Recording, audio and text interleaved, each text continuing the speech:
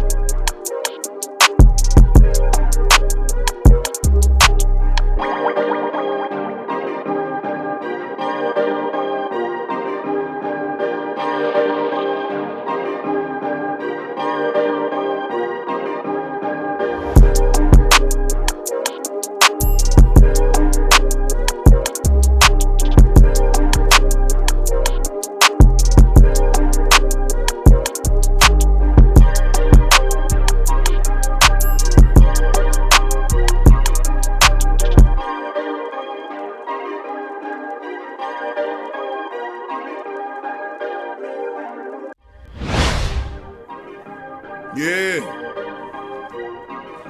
Well, all right. Like you always say, welcome. Number one sports talking D. We ain't like the Falcons. We won't blow the lead. Look, all we talk is who that, who got cut and who back. Rookies in the vets, players you should look at. It's the sports coma, you don't wanna miss it. Got the pre-game party, post-game statistics. Get a visit from Sway, maybe DC or 5. It's the hottest thing smoking, Big Q and the guys. Go to YouTube Live, make sure you subscribe. Interviews inside the Saints locker room high. Talk to Drew, Jordan, Zach, Peyton, New Orleans, who that nation. Best believe when I say we bleed gold and black. Ain't a miracle or rivalry could ever hold us back. No, Beastquake, Bounty Gate, let the truth be told. It's the sports coma, all we know is say Super Bowl. Yeah. You're listening to the Sports Coma with Big Q and the guys on the PRO Media Network.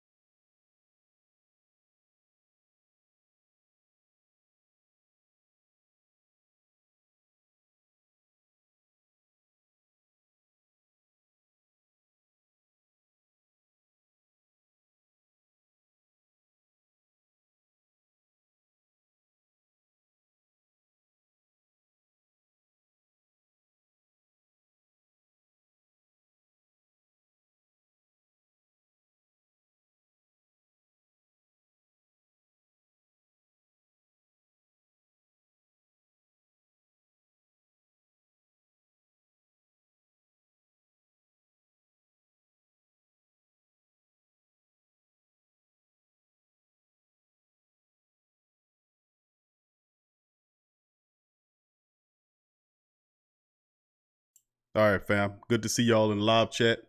Had a little issue going on with the sound here. Good to hear y'all in the live stream. If everybody can hear me nice and smooth, y'all give me a thumbs up or who that to you. Big ups to the family members. What's good with it? If y'all can hear me, yell out who that, fam. Who that? If y'all can hear me. Can't hear me. All right, that should do it right there. That there, fam. That should do it right there. Hold on here. How about that? No sound, no sound. All right, Scoop says sound. All right, good, man. That's what happened when you let your damn children play on your computer, man. And don't worry, I'm gonna get on them for that one. But big ups to the family members in the building. Good to hear you. Who that to you? Thank you, family. Big ups, big thumbs up to the family for appreciate y'all, man.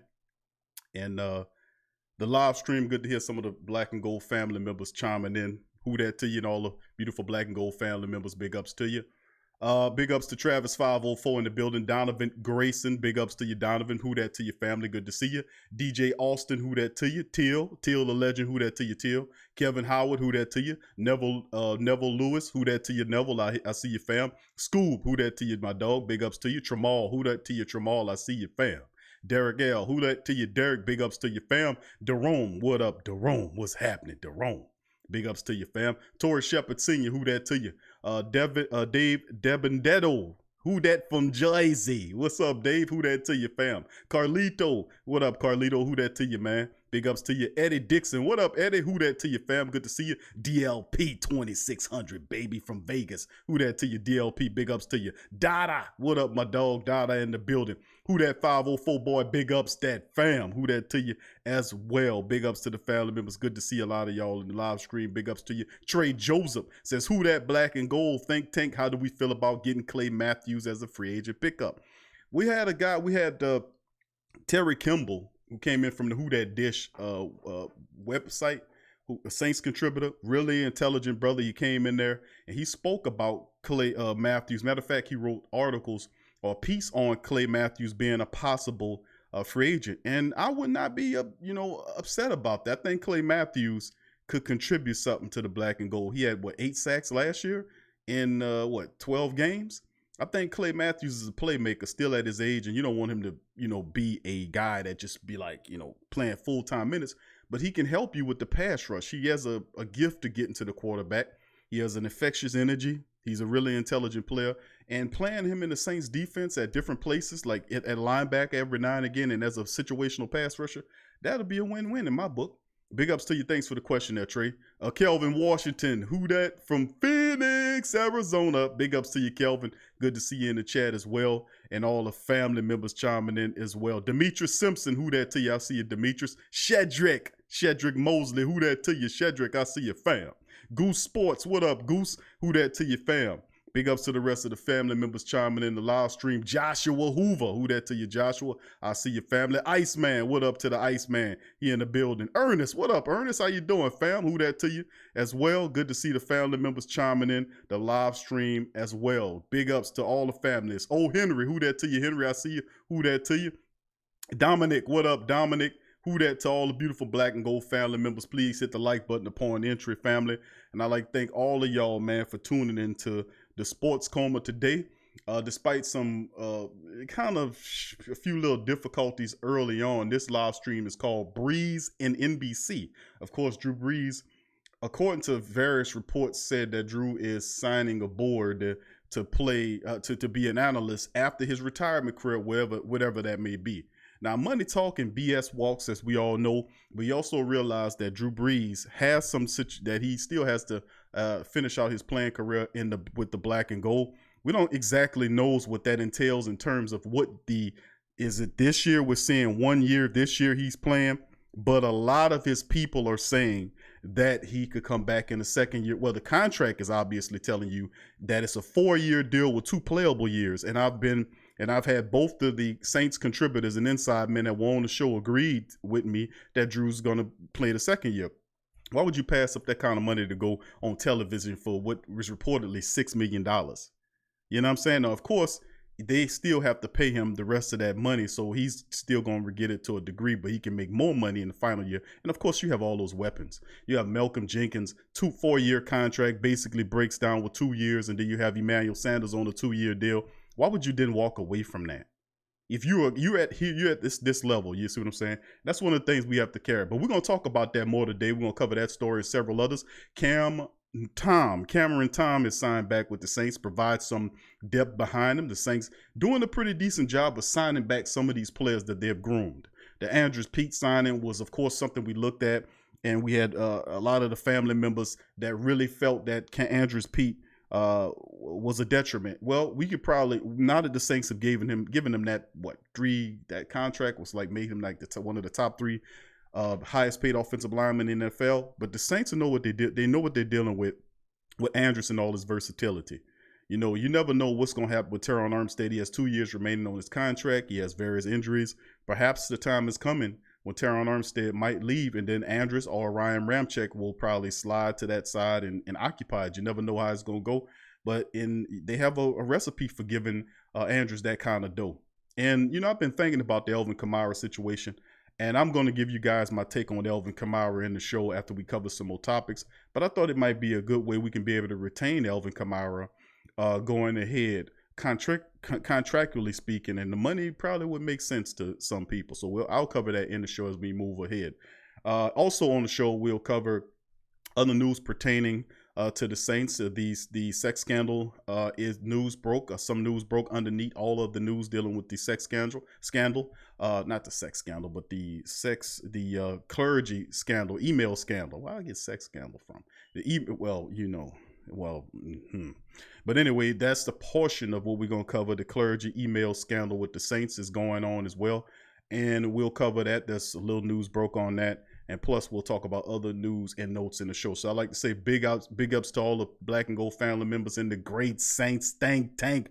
Big ups to the family members chiming in this edition. And of course, like I said, hit the like button, hit the subscribe button, family, as we move forward. Thank you. Appreciate you, Donovan. Appreciate Donovan Grayson. Big ups to Donovan with his donation. Thank you, family. Appreciate that, bro. You know, we'll put it to good use here at the Sports Coma, like we do with so many other resources at our beckon. So thank you for giving that donation, family.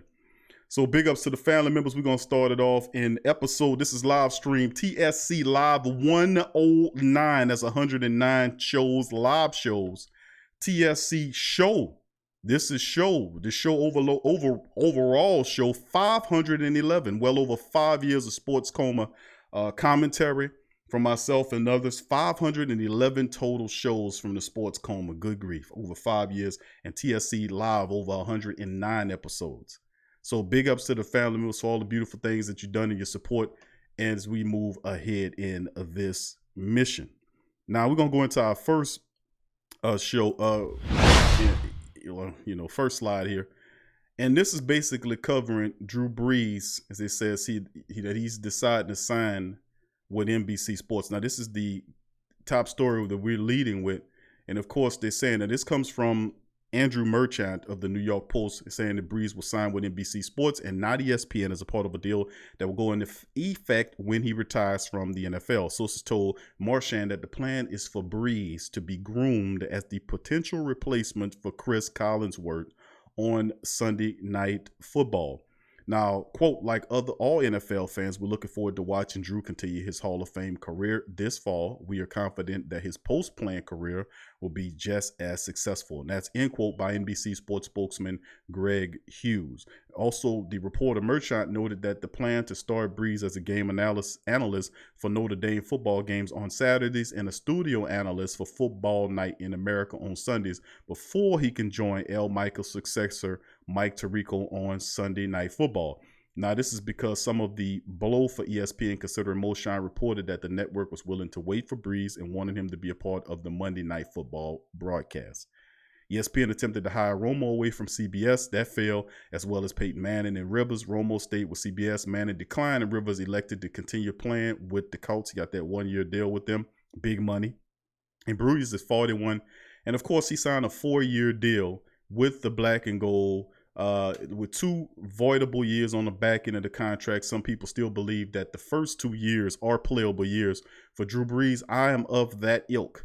I also believe that these next 2 years are 2 years that Drew Brees will play, playing based upon some of the power pieces the Saints put in place, meaning people like Emmanuel Sanders. Those guys are here for 2 years. Malcolm Jenkins has a 4-year contract that can be voided after 2 years. So that's 2 years is 2 really important pieces to the puzzle for Drew Brees, and it'll be very hard for him to walk away after this year, especially if the Saints make it to the playoffs or get close to the playoffs. His competitive spirit to step away at this stage of his career, knowing that he's that close, I just don't see it doing. But anytime, you already said that networks are willing to wait there for Drew, and they'll just wait for whenever he's ready to move on. Going to the next story. It's, of course, Jordan Love, rumors, Patriots with the Patriots, Packers, Saints, Redskins, and more. Interesting. We covered some of this story and on the previous show, well, actually a couple of shows ago, about Jordan Love and the Saints' interest in Jordan Love. Now, he's become one of the most discussed prospects in the 2020 NFL Draft, with a number of teams doing background work on him. Now, ESPN's Jeremy Fowler on Saturday said that the Saints, the Packers, the Patriots, the Redskins, Los Angeles Chargers, among other teams, are doing various levels of homework on Jordan Love. Now, he enters the draft off a disappointing 2019 season with the Utah State Aggies. He threw 3,400 yards, had 20 touchdowns, 17 interceptions. He was just shy of 62% completion percentage. But prior to that, the dude was awesome, man. If you look at some of his numbers prior to this year, he had more weapons around him in previous seasons with Utah, and he would have a better outing. A lot of guys that he had a very less talented team that he had than the 2 years prior. Let's just put it like that. Utah launched the Heisman campaign for Love prior to the last season after his breakout 2018 performance, and he's a California native with semifinalists for the Davey O'Brien as the nation's best quarterback after he threw for 3,500 yards and 32 touchdowns and just 6 interceptions the year before. Now, despite the drop in his performance, some analysts still regard Love as a first-round prospect, as he's ranked as the number 31 overall player in this year's class, projects him to the Saints at number 24, and wrote in most mock drafts. That's fastly becoming a thing of the past. This guy is burning up. He's shooting up the charts, and this happens every freaking year. And it's not Jordan Love's thing. It's just they started the hype machine, the promotion machine starts shooting Jordan Love up. And he's a good quarterback, and I was talking about this dude some time ago. He's going to be a really good quarterback when it's said and done. He has the height, he has the intelligence, he's a stand-up dude. He played at a far less well-known school, but it's just the comparisons between looking at guys like him and a guy like, say, Jalen Hurts, which I've watched, and I don't give a goddamn who, whether it's Kuiper or the other guy that likes to argue with him all the time, or whoever it may be. I don't care who you are. I know what I see in a guy like Jalen Hurts, talented and all that kind of stuff. He might not have the height, but Kyler Murray didn't either. I'm not comparing the two, maybe besides height-wise. But it's every year it's a guy that shoot up the rings a little further than what he's supposed to go. And there's even some people kind of comparing him to Patrick Mahomes. Let me tell you something, man. Cut that out. Mahomes is a fantastic talent, but Jordan Love, man, he's going to be a good quarterback. But I think they're kind of taking the man, they're pushing him a little too far. Now, after the teams said this, they had a lot of other people that was making the case for him. The Patriots, the Chargers, the Redskins, the Dolphins. They don't have any starters there, and it could possibly be that these guys are looking at him as well. We know that Sean Payton is definitely looking at Jordan Love as a possible candidate. We know that he sees him similarly to a franchise quarterback you can bring in and do some stuff with. We'll see how it all shakes out in the end. All right, let's move forward to the next topic, and that's the Saints bring back versatile offensive lineman Cameron Tom. Now, this is pretty good because it talks to the Saints' depth situation. Now, of course, I mentioned earlier in the show about Andrews Pete. The Saints did re-up with Andrews Pete, giving him that deal. Behind the Saints, outside of Will Clapp and untested people, you bring Cameron Tom. I remember Cameron Tom, he missed the entire season last year due to injury. Now, it's good to see him come back because he's a guy that can do multiple things. He can play the center or guard position. The Saints just brought this man. I think he was a Southern Miss guy, and he came in and he made an impact. He worked his way up. Now, the Saints are one of the few teams returning high-rated offensive linemen intact. All 5 of the starters are back. which, you know, you had Bob Rose, who came on for Sports Illustrated last show and talked about the continuity of the Saints offensive line, returning Andrews there, that familiarity, that continuity, keeping them together, and then Cameron Thomas is a part of the process. Now, the team resigned Pete to that $33 million deal, and then they also aren't, you know, they looked at Warford, and then he's something that you probably have to deal with down the line. But getting a guy like Tom, who signed with the Saints as a center out of Southern Miss back in 2017, developed from the practice squad with the help of NFL quality coaching. He ended up with 178 snaps on offense as a backup guard in 2018, appearing in 11 different games and starting that year regular season finale against the Panthers.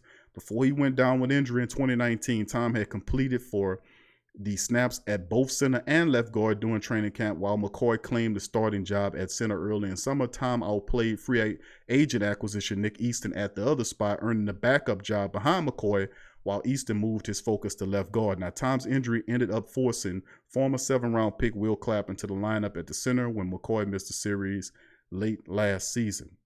Now, you're going to see Cameron Thomas. A lot of people don't talk too much about Cameron, but he does provide a good backup that can do different things. And it's good to have some of these homegrown guys here that can contribute. Look at the other story. And this is probably one of the stories before I go into my spiel about Alvin Kamara. Officials about the Saints emails on Clergy crisis should stay secret. This is the problem we have in the country today about this nonsense here. This needs to stop, and it needs to stop right now. We have, it's just absolutely insane. Hundreds of emails detail New Orleans Saints' efforts to conduct damage control for the area's Roman Catholic Archdiocese amid its clergy sexual abuse crisis should remain shielded from the public, a court official recommended Thursday. The recommendation by a special court master came almost 3 months after the Associated Press urged the release of the confidential emails as a matter of public interest. Those emails emerged as a part of a lawsuit against the church, and it will ultimately be up to the judge in the case to make the final decision. Now, releasing the message would only, quote, embarrass or bring under public scrutiny, end quote, those who tried to help the Archdiocese of New Orleans as it sought to weather the fallout from the clergy's house crisis. Retired Judge Carolyn Gill Jefferson wrote in a 5-page filing. Now, let me stop right there and address that. Releasing the message will only embarrass or bring under public scrutiny those who helped the Archdiocese. Isn't that what the case? Isn't that the subject of what we're supposed to be doing? We want to embarrass them if they're doing wrongdoing, especially if they're contributing and helping hide the stuff that the church has been doing for years, man. Having the clergy relocation processes when charges are filed, they just simply move them to another area of the country. Enough charges moved up on them, then they finally just transfer them back out of the country back into places like back to the Vatican, perhaps. You know, which they are a sovereign country where you can't just walk past their borders. You got to have their permission to go in there. How convenient is that? So it's a lot of foolishness going on here. And we want to embarrass and bring them under public scrutiny. And if they're caught in wrongdoing, I want them arrested too. I want it all brought down because this needs to stop. This is foolishness. It says she agreed with the church leaders and just agrees to the judge agrees with the church leaders. And can't you see the little mass, the little groups of combines protecting each other? Agree with the church leaders and saints that the communications were private, writing that, quote, the exchange information during discovery is to be held within the confines of the pending litigation outside of the public view. Listen, we want to know what time it is. Don't hold shit from us secret. If you doing something wrongdoing, we want you arrested, we want you brought down, and we want you handled roughly. Because that's the bottom line. If you're playing games with people like this, this won't stand. And this is the kind of environment that's going on in this country right now, where we won't turn a blind eye. They got children out here and people out here getting hurt. Enough of the nonsense. We're not going to agree with this yellowback coward ass judge who's backing these wrongdoing people out here. If there's wrongdoing on the emails, the people are telling us they're not. If they aren't doing wrong, then show the damn emails and prove yourself right. Simple as that. Now, the attorneys, about 24 men during the church, have alleged that the emails show that the NFL team, whose owner is devoutly Catholic, aided the church in its, quote, pattern of practicing concealing its crimes. That's end quote. That's powerful. A pattern and practice of concealing its crimes. And we know that's been going on. Some of these goddamn organizations been protecting these people, and enough is enough. It's now the time these people got to come down because they tied into a lot of unrighteous stuff. You and I both know that. So I'm not going to read anymore. If you want to read anymore about this story, because if you won't hear me go on a goddamn spiel about doing stuff like this, keep on having me to cover this. So if you want to read about that article, you can go and Google the title. It says Saints emails clergy crisis should stay secret. See, that's the problem we got in this world. That's the problem. That's the problem we got here. It says, Q, you're innocent until proven guilty. You are innocent to proven guilty. But if you are doing wrongdoing, and they're saying that it's in the emails, and the Saints saying we ain't doing nothing, but the email saying something, and the Saints saying, no, we don't want to read the emails. Just believe us. We're not doing anything. Then you know what I'm saying? Let's see what the emails got to say. Let the emails come out. Clear your name. Let the emails come out. But what happens, family, is all too the same in this country. You don't take a blind eye to this.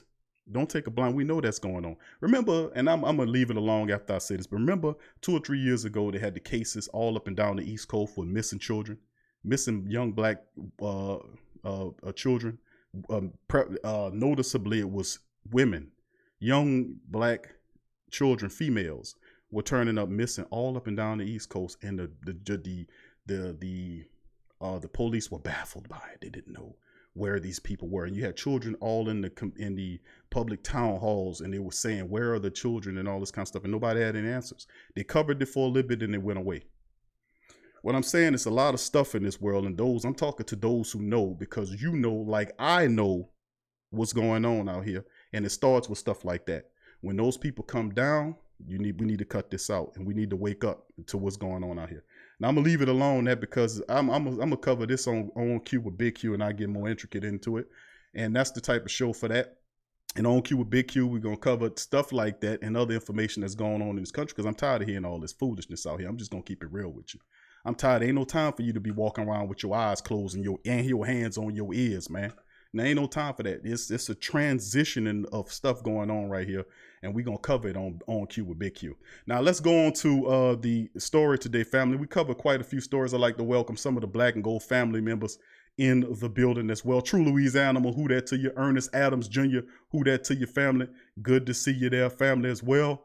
Let's see, who else is there right there, man? Who Okay, I got most of my family members there. Okay, I see you there. Elite Goods, I see your family. Who that to you? Good to see you as well, family. Big ups to you, Tyra. I see your family.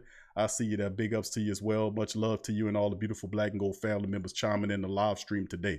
Now, family, let's just talk about a little bit of the Alvin Kamara thing that I was making mention of. The Alvin Kamara thing is most interesting to me because I was sitting around thinking about it. And of course, I had an opportunity to kind of look into the situation. Now, I'm going to share this with the Black and Gold family members, and you guys see if you agree with me about the Alvin Kamara situation. Now, I was looking at how some of the contracts of how the Saints could handle Kamara's situation and the like. Now, of course, well, I'm not for paying Kamara $10 million a year. That's just, I just think that's a little bit too much money, despite the fact that he means so much to the offense. Despite the fact that you can find people in the draft that can pretty much do similarly what Alvin Kamara does for the Saints. A person in place that I could think about just off top of my head is a guy like Clyde Edwards-Helaire.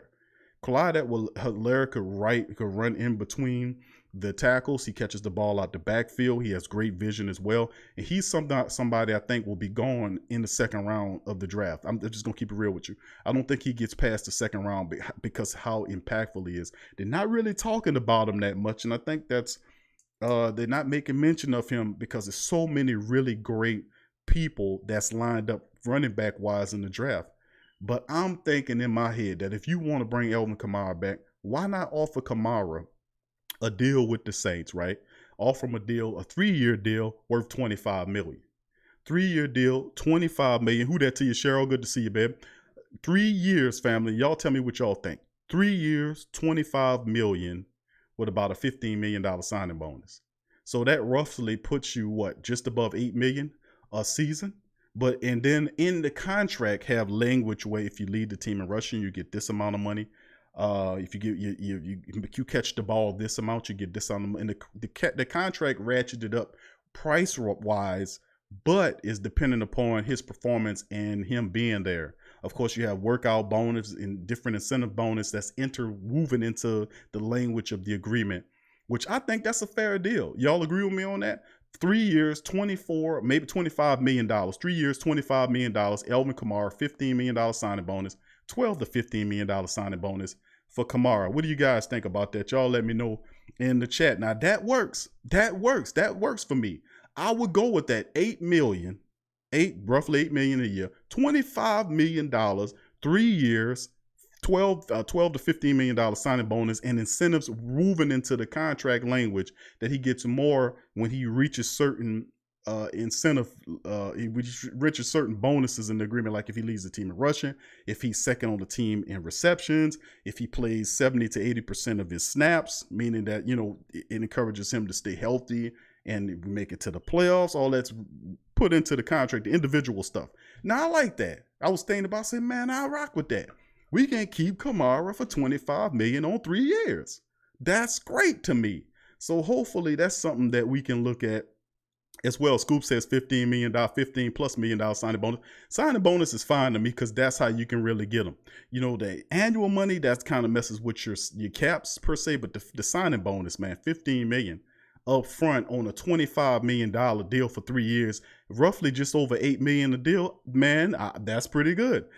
Jerome says, I won't be mad if it's 3 years, $28 million, $3 million more. Nah, I wouldn't be mad at that either. I'm all right with that. But that's what I'm saying. As long as that's my range to put it right around that $8 million mark. I think that's half of where they want to go. I know they're looking at a $10 million rank. And of course, it also is coincide with McCaffrey doing.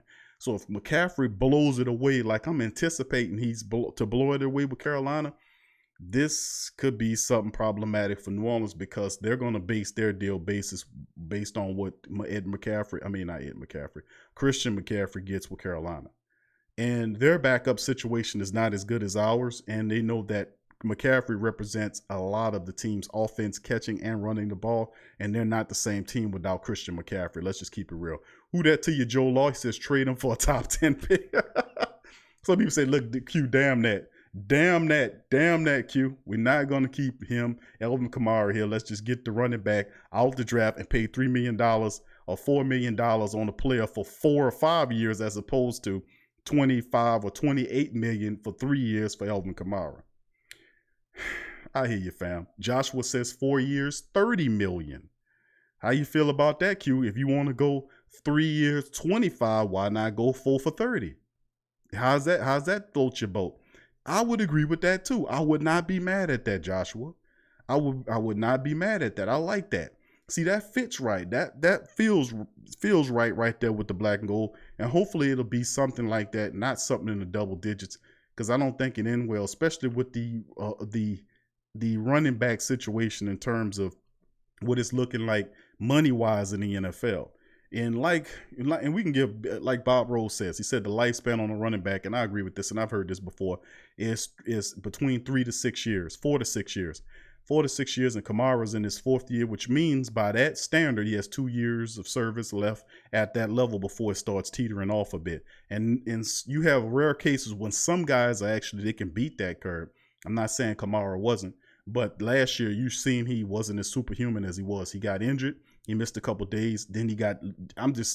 In a lot of people. Bob Rose says he was in Terry. I think Terry Kimball also said that he wasn't fully healthy yet. He was still only 70% of himself later in the year. Before he, and all that kind of stuff. And I just feel like, who's 100% when you get close to the end of the year? Very few people are actually 100% healthy getting to the back of the year. Everybody's dinged up and banged up. But I just didn't like the fact that how he looked in those games. I coined him the zombie. Y'all remember that? I was hitting him with the zombie because he was disinterested. He was catching the ball and just dropped the ball. He'd catch the ball, run out of bounds. It was no energy, no joy, no love. I'm just going through the motions. I don't want to watch that. It was totally impactful. He had games where he'll catch 5 or 6 balls for 25 or 30 yards. I'm like, what, huh?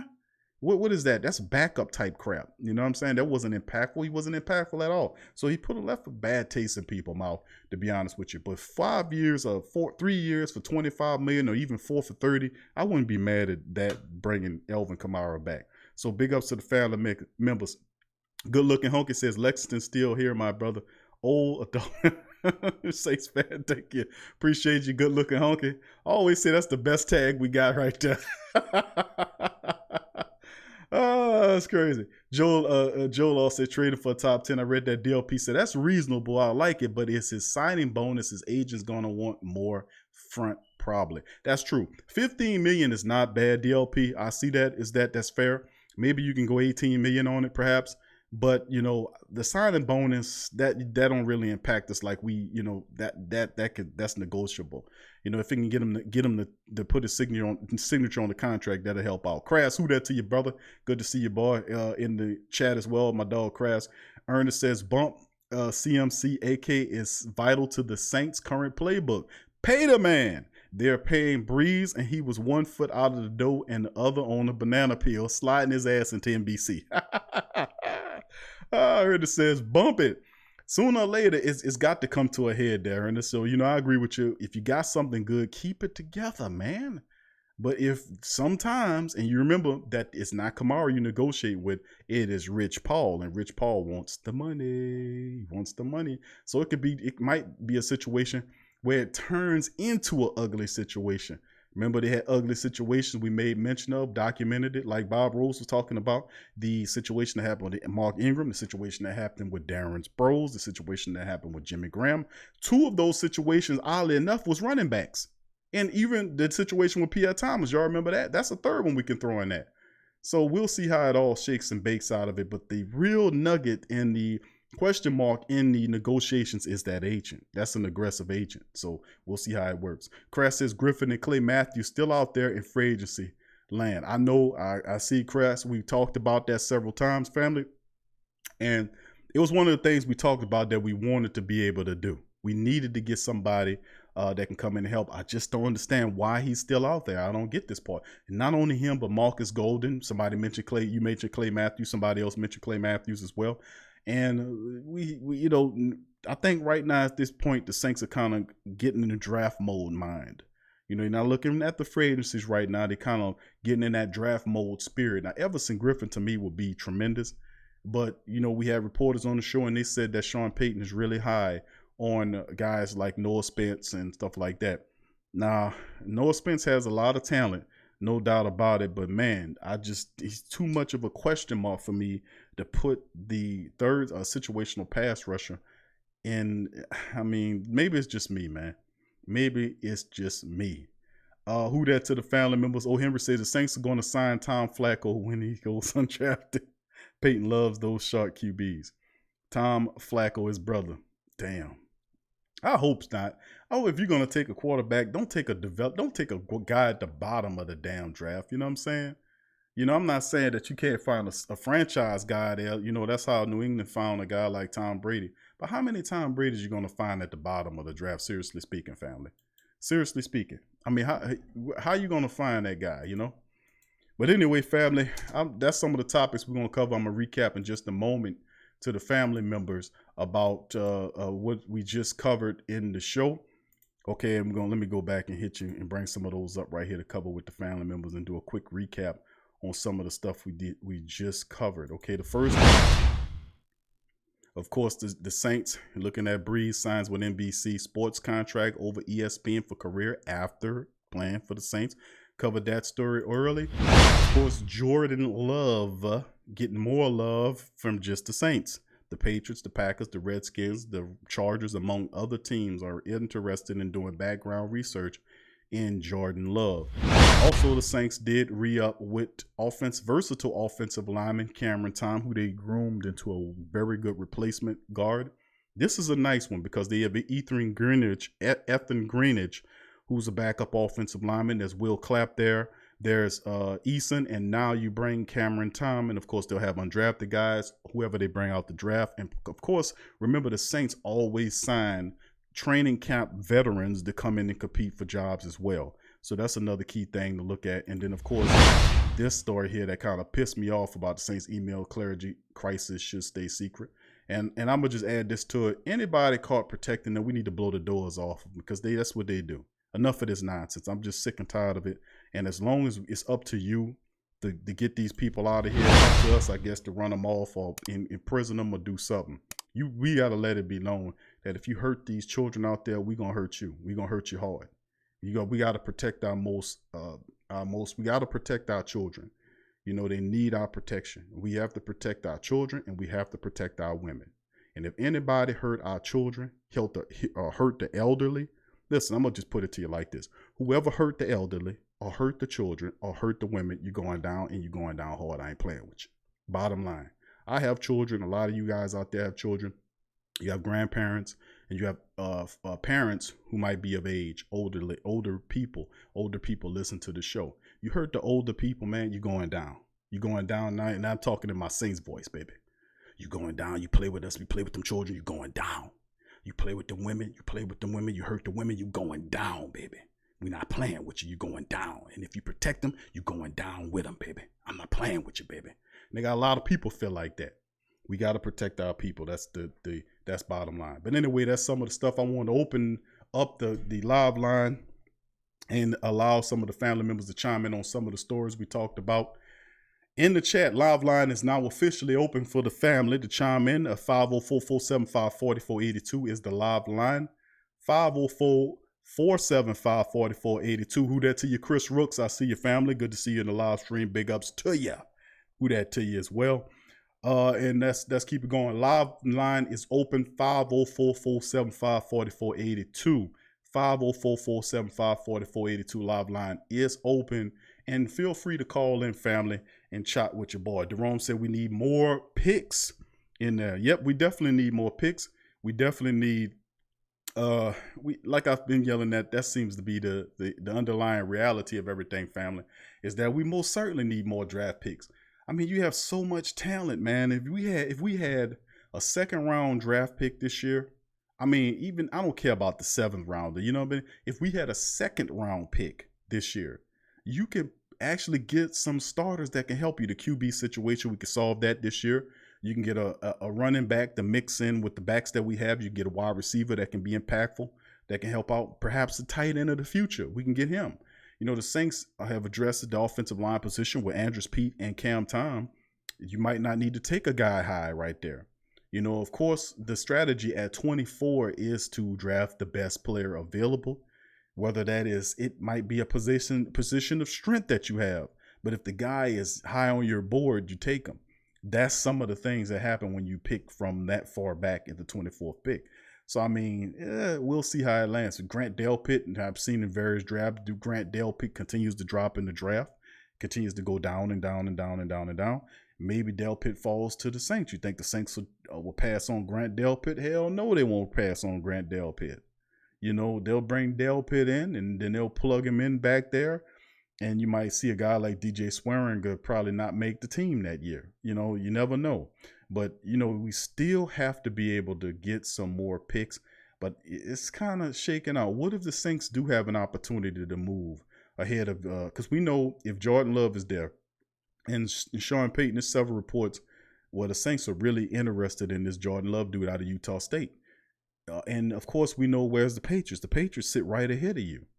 So if the Patriots are sitting right ahead of you in a draft and they need a quarterback, and we know the Patriots are interested in Jordan Love, knowing how aggressive, you know, Sean Payton has been the last couple of years, wouldn't he then now jump ahead of them? And what would you give up to move? Maybe perhaps a first this year, a second next year, or a first and third, something like that.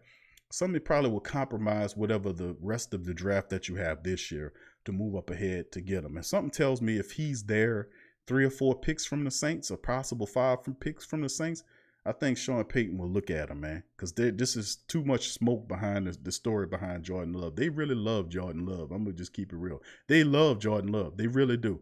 And I think Sean Payton looking at him seriously, man, because there's too many reports linking the Saints to Jordan Love, man. And, I mean, he likes him. He compliments him high. He likes his way. He thinks that he can be a guy that can help the team.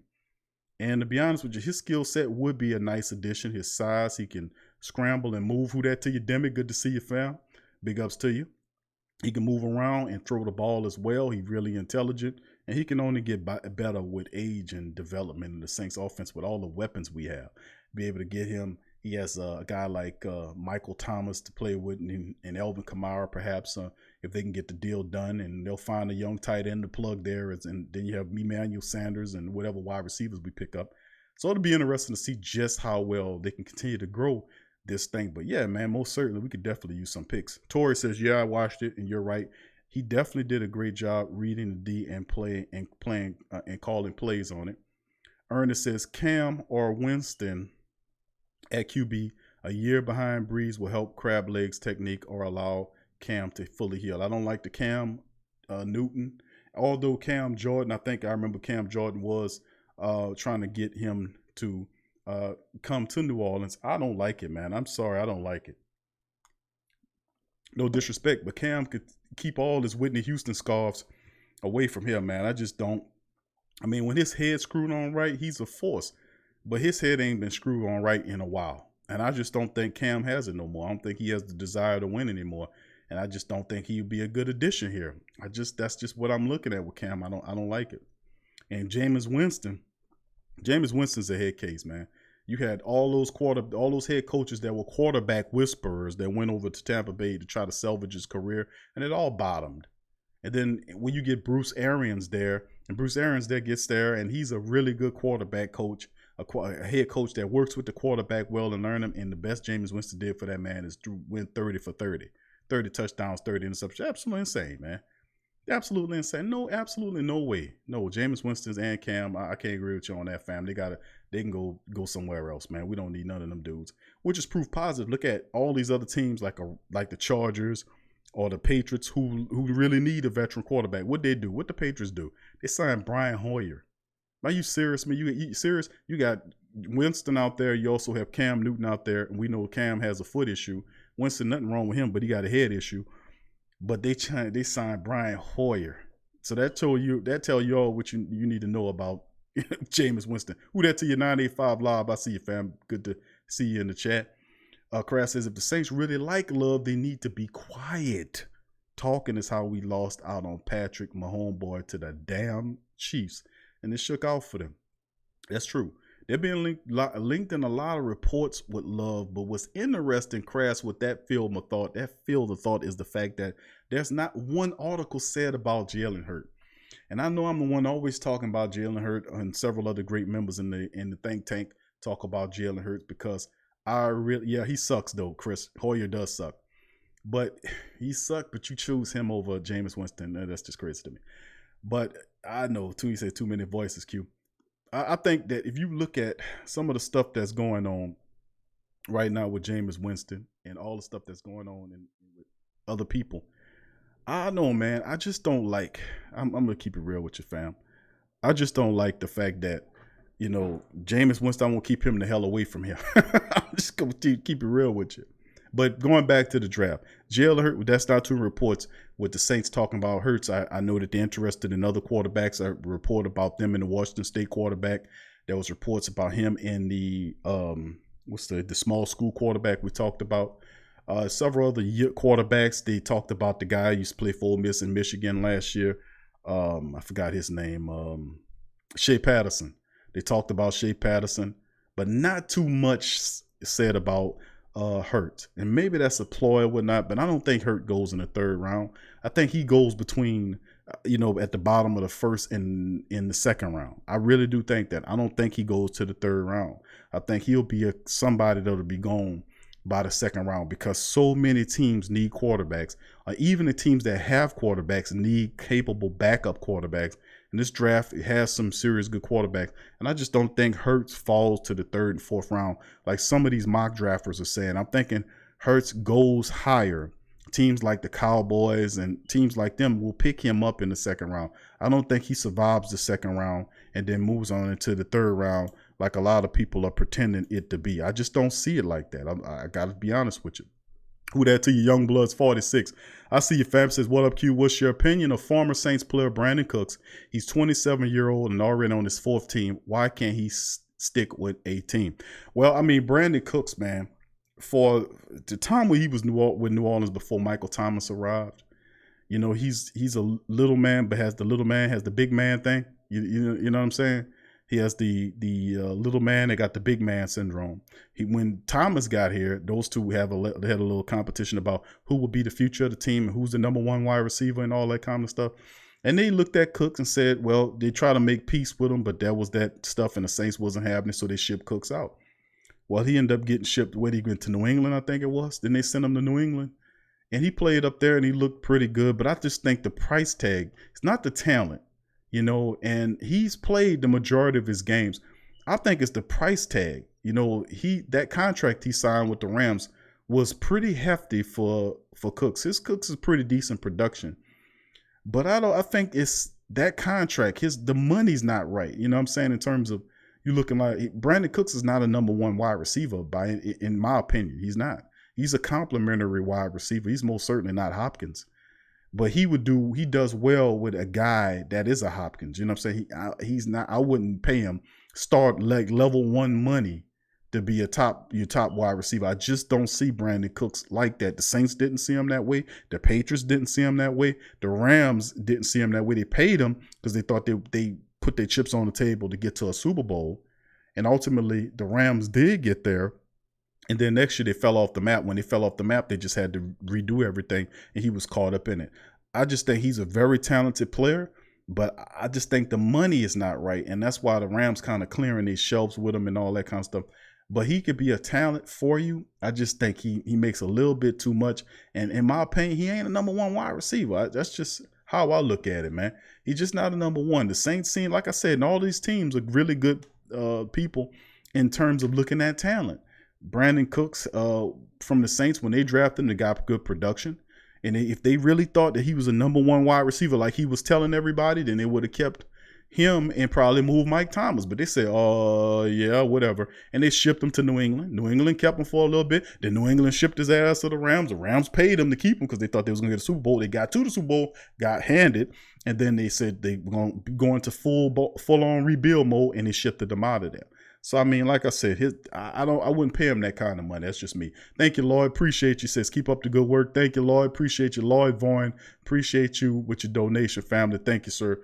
Appreciate you. Please hit the like button, family, upon entry. Please hit the like button. Got well over 70 people in the chat today. Please hit the like button. It helps the show out exponentially.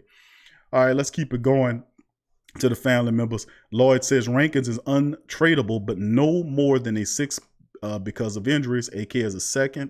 And a 5th, being that he's a running back, get a 2nd, and the Saints could be aggressive with the first 2 picks. All right, well, I think they could still get somebody desperate enough to give the Saints a first-round draft pick. I still say the Saints can get a first-round draft pick for Alvin Kamara. I really do think that. I think they can get a first-round draft pick for a guy. Remember, he was a 3rd-round draft pick 4 years ago that turned into to be one of the top 2 most top multi-purpose backs in the league. Him and Christian McCaffrey's pretty much been up at the top, and you throw Elliott and Barkley in there when they get their heads straight and when they're healthy. But Christian McCaffrey and Alvin Kamara, when their minds are right and they're playing at a high level, it's tough to deal with any one of those guys. So I think based upon that, there's no could he potentially be this or potentially be that? No, Kamara is one of the top 3, 4, 5 backs in the NFL based on what he's done up to this point. 3 years, I mean, he's going into his 4th year, 3 years in the league, 3 Pro Bowls. The 3rd year was questionable, but still in all he made it. But that's the point. The point is, you can get a first-round draft pick, in my opinion, for him. I'll just keep it real with you. I don't think they're going to trade him, though. I'm going to be honest with you. Nobody's really even talking about it right now. In terms of the Saints are not even, the ESPN mentioned it, but the Saints are not even made an overture toward him right now. They're just trying to get ready to draft. And the draft will show you exactly if they think that they can get something done. Because remember the indication that happened from last year's draft about Von Bell. A lot of people's asking what the Saints going to do about Von Bell. Well, they showed you this year, didn't they? Well, actually, they try to get Von Bell back. But if you didn't have this cloud of this whole thing, this whole stuff going on in the country right now, hanging over the free agency period, it might have been different. I think it'd have been different for a lot of people, to be honest with you, because people could be able to move around, travel, do physicals. Things would have been business as usual in the NFL. But I just think that when you drafted 2 safeties last year, Chauncey Gardner-Johnson and Saquon Hampton, to play in the secondary, that basically told me Von Bell was a guy that they was not going to keep. But then in free agency, the Saints seen how bad the free agency class went for for safeties and tried to bring him back. He the one that balked at the deal, wanted more money. The Saints said no, and then they brought back Jenkins, which they rectified a previous wrong that they did in Sean Payton's opinion. So very interesting movements as well. Live line is open, family. You can feel free to call in 504-475-4482.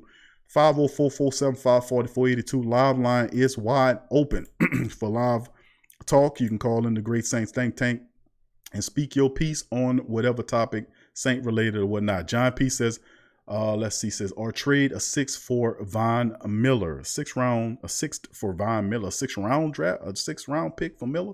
Hell yeah. You know, now he might want killer pay. That's the thing, though. When you come here, they might give him. I don't think Denver crazy enough to give up Von Miller, man. I don't know. But a lot of crazy stuff didn't happen, especially with the Houston Texans trading Hopkins. So, I mean, I can't really say, you know, what they're not going to do. There's a lot of craziness going on. He says Saints should trade for Tom Brady and make Brees the backup. I don't agree with that, John. They don't have enough money to pay both of them suckers. I tell you what. Ernest says Mike T is a goon. B. Cooks was not. He is fast and a compliment to a good QB with a strong arm. Great point. That's what I said. A lot of people didn't see Cooks as a number one. I most certainly didn't see him as a number one. I seen him as a compliment to a number one. He sees himself as a number one. He's supposed to, because he's supposed to know what he's capable of. And he got a contract that was almost, you could say it was number one money, which explains why the Rams ultimately decided, we can do better, and shipped him to Houston, who was desperate for a wide receiver, being that they didn't land one in free agency that could help them. They did get a wide receiver, the ones we want, the slot wide receiver, which was Randall Cobb, who's 30 years old, but you have a stage of other people that are not exactly who you. Will Fuller is good, but he gets hurt a lot. You look at Kenny Stills is good. He has injury histories as well. And then you throw a guy like Randall Cobb, who has a resurgence after last year, into the mix. And I just don't know what to think of that. And I think they probably address it again in the draft as well. So, I mean, they're not done addressing the wide receiver position. I just think the man made a mess of it, man. He really did. Crash says, Bill O'Brien making suspect trades with the team. Maybe we should call on Deshaun Watson. Would be an interesting choice. They had rumors about Deshaun Watson wanting out of Houston. I don't know how true that is, but rumors on the street is that was what we've been hearing. Sad Scott, who that to you? Sad Scott says, remember when Deuce was a Saint and the Saints end up drafting Bush? Same thing happened with Ricky Williams. Same could happen with AK. Saints may go Taylor from Wisconsin. Hard to make an argument with that, and I would not be upset about that. People say, well, Q, what about the wide receivers? A deep class of wide receivers. You can get one in the third round, or perhaps the Saints might see a wide receiver they like and then move up to get them. So, you know, like I said, it's interesting when you look at how the draft is shaking out, because anything can happen at the 24th pick, anything, because their picks are driven by inside information that they have on what they're going to do with guys like a Kamara. They might say, you know what, we know what we're going to ask for. If it was something feasible or easy, they could just get it done. So obviously it might be something difficult for them thinking about it, you know, because come on, we know they talking inside the building. For them to say, okay, we're going to talk at this day, at this time, that's not realistic. We know that they know what Kamara wants, exactly what Kamara wants. And if it was something simple, they would just make it happen. You get me? So if it's something difficult, and if they really believe they can get the job done with Alvin Kamara, we'll see what the draft shake out to be. Because if they take running backs up high, then you know what time it is. Same thing that happened with Von Bell. Last year, they took Saquon Hampton, Chauncey Gardner-Johnson, two safeties in the same draft, spelled doom for Von Bell. Now, they did try to reach out for him, don't get me wrong, but that was under unique situations, like I said before, dealing with the environment of what's going on. Truly Adams says they got Taylor not even going in the first round. Henry, they said that Taylor. Taylor is probably, they say Swift is the better back here, and I watched Swift out of Georgia, and he is a good back. But how could you dispute the Taylor thing? Taylor rushed, he had 2,000 yards rushing running back for Wisconsin. Now, we know the SEC is the top conference in the land in terms of football overall. But my reality is, looking at it, and I'm like, damn, Swift is good, but I know you got to look at Taylor, and you got to look at J.K. Dobbins. Those guys are really close. And then you throw in a guy like like Clyde Edwards-Helaire, who's a guy that's basically Darren Sproles' ultra instinct. I mean, it's just that he's just fantastic. Inside, outside, catches the ball like a wide receiver. He blocks. He has vision. He knows how to read. He does it all. And I just don't think he goes beyond the third round. I think he's got a guy like him and a Hurts that has all that speed and all of that experience and played at a high level in college. Those guys, you got to look at them and say, man, those guys are not going to fall in the third. Those guys are going to be guys that get out of there in the second round. I'm telling you, the guy like Chauncey Gardner-Johnson. Not Chauncey. Clyde Edwards-Helaire. Come on, fam. 504-475-4482. 504-475-4482. Live line is open, family. Y'all can chime in, drop your knowledge on what's going on. And please remember to hit the like button in this piece. Who that to you, Demi? Good to see you, baby. Big ups to Demi in the building as well. And all Ricky Jones. What up, Ricky? Who that to you, fam? Good to see you. Demi says, Q, do you think this virus will affect us going after good picks we're interested in during the draft? To a degree, it is, but right now they've worked out a way where they've already visually talking to these prospects. And I'm pretty sure the NFL has a resource of physicians and people where they can be able to get the information or be able to get, some kind of way arrange a physical where they can record it or something like that. I'm telling you, all this is working behind the scenes. It has to be, because your draft is going to happen at the end of this month. It's a couple of weeks away. So for me not to be expecting that teams are going to spend draft capital on guys who they haven't seen do a physical or perform a physical is asinine to me. So right now, physicals, in my opinion, are taking place. They're just not reporting on them. They're doing virtual ones, and of course they'll have certain doctors that'll, be tested and make sure they're straight and all this kind of stuff, that'll go and meet with these people in certain locations. All this is going on. It has to be, because you can't draft guys and you don't know their physicals. You don't know if they hurt or not. You see what I'm saying? So most of this is happening under the scene. It just won't be revealed until the time comes on how they operate it. But the NFL, one thing they do is they're going to put on a show, and they're going to do their best to do it right. That's one thing. You can talk about the NFL a lot of negative ways, but the NFL is going to do its best to put on a show to make sure things are what they're supposed to be. So I think that they'll make sure they handle it the correct way. So we'll just have to wait and see. Thank you, Demi, for that. Joe Law says, wouldn't blame Watson for wanting out since they traded his best receiver. Yeah, and then, of course, address the offensive line position. The kid getting toe up in there. Leave somebody in there that can block as well, please.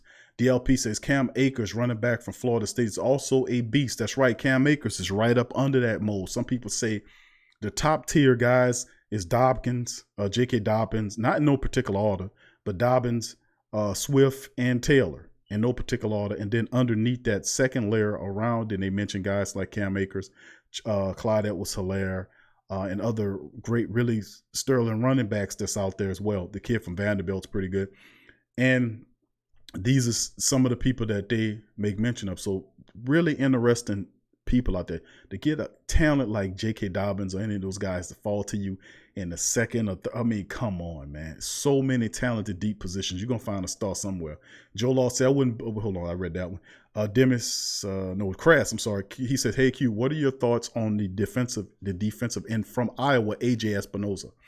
At 24th, actually, I had a mock draft that I did. I don't know if you've seen it, Crass, where I actually selected AJ Espinoza as the future defensive end, and I was going to plug him and try and have a competition with him and Davenport, because it's the same type of stuff like when you have a guy like Sheldon Rankins, who was took out of Louisville that year, and then you had in the fourth round from out of Canada, David Onyemata, who was the fourth round draft pick that year, and the only thing David Onyemata did was push Sheldon Rankins.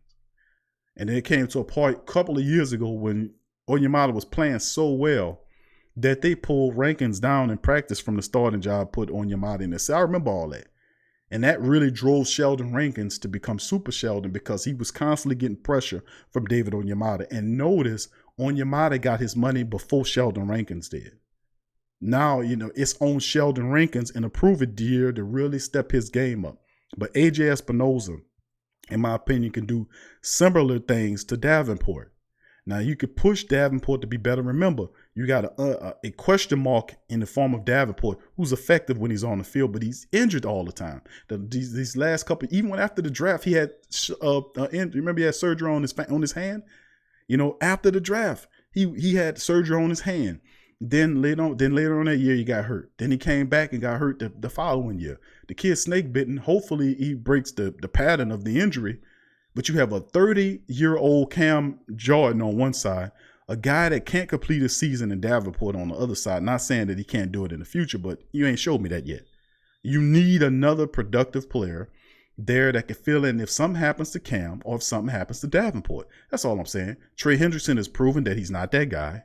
Carl Granderson is a huge question mark. He has the potential, but he's a question mark. Noah Spence is a really huge potential, but he's a question mark.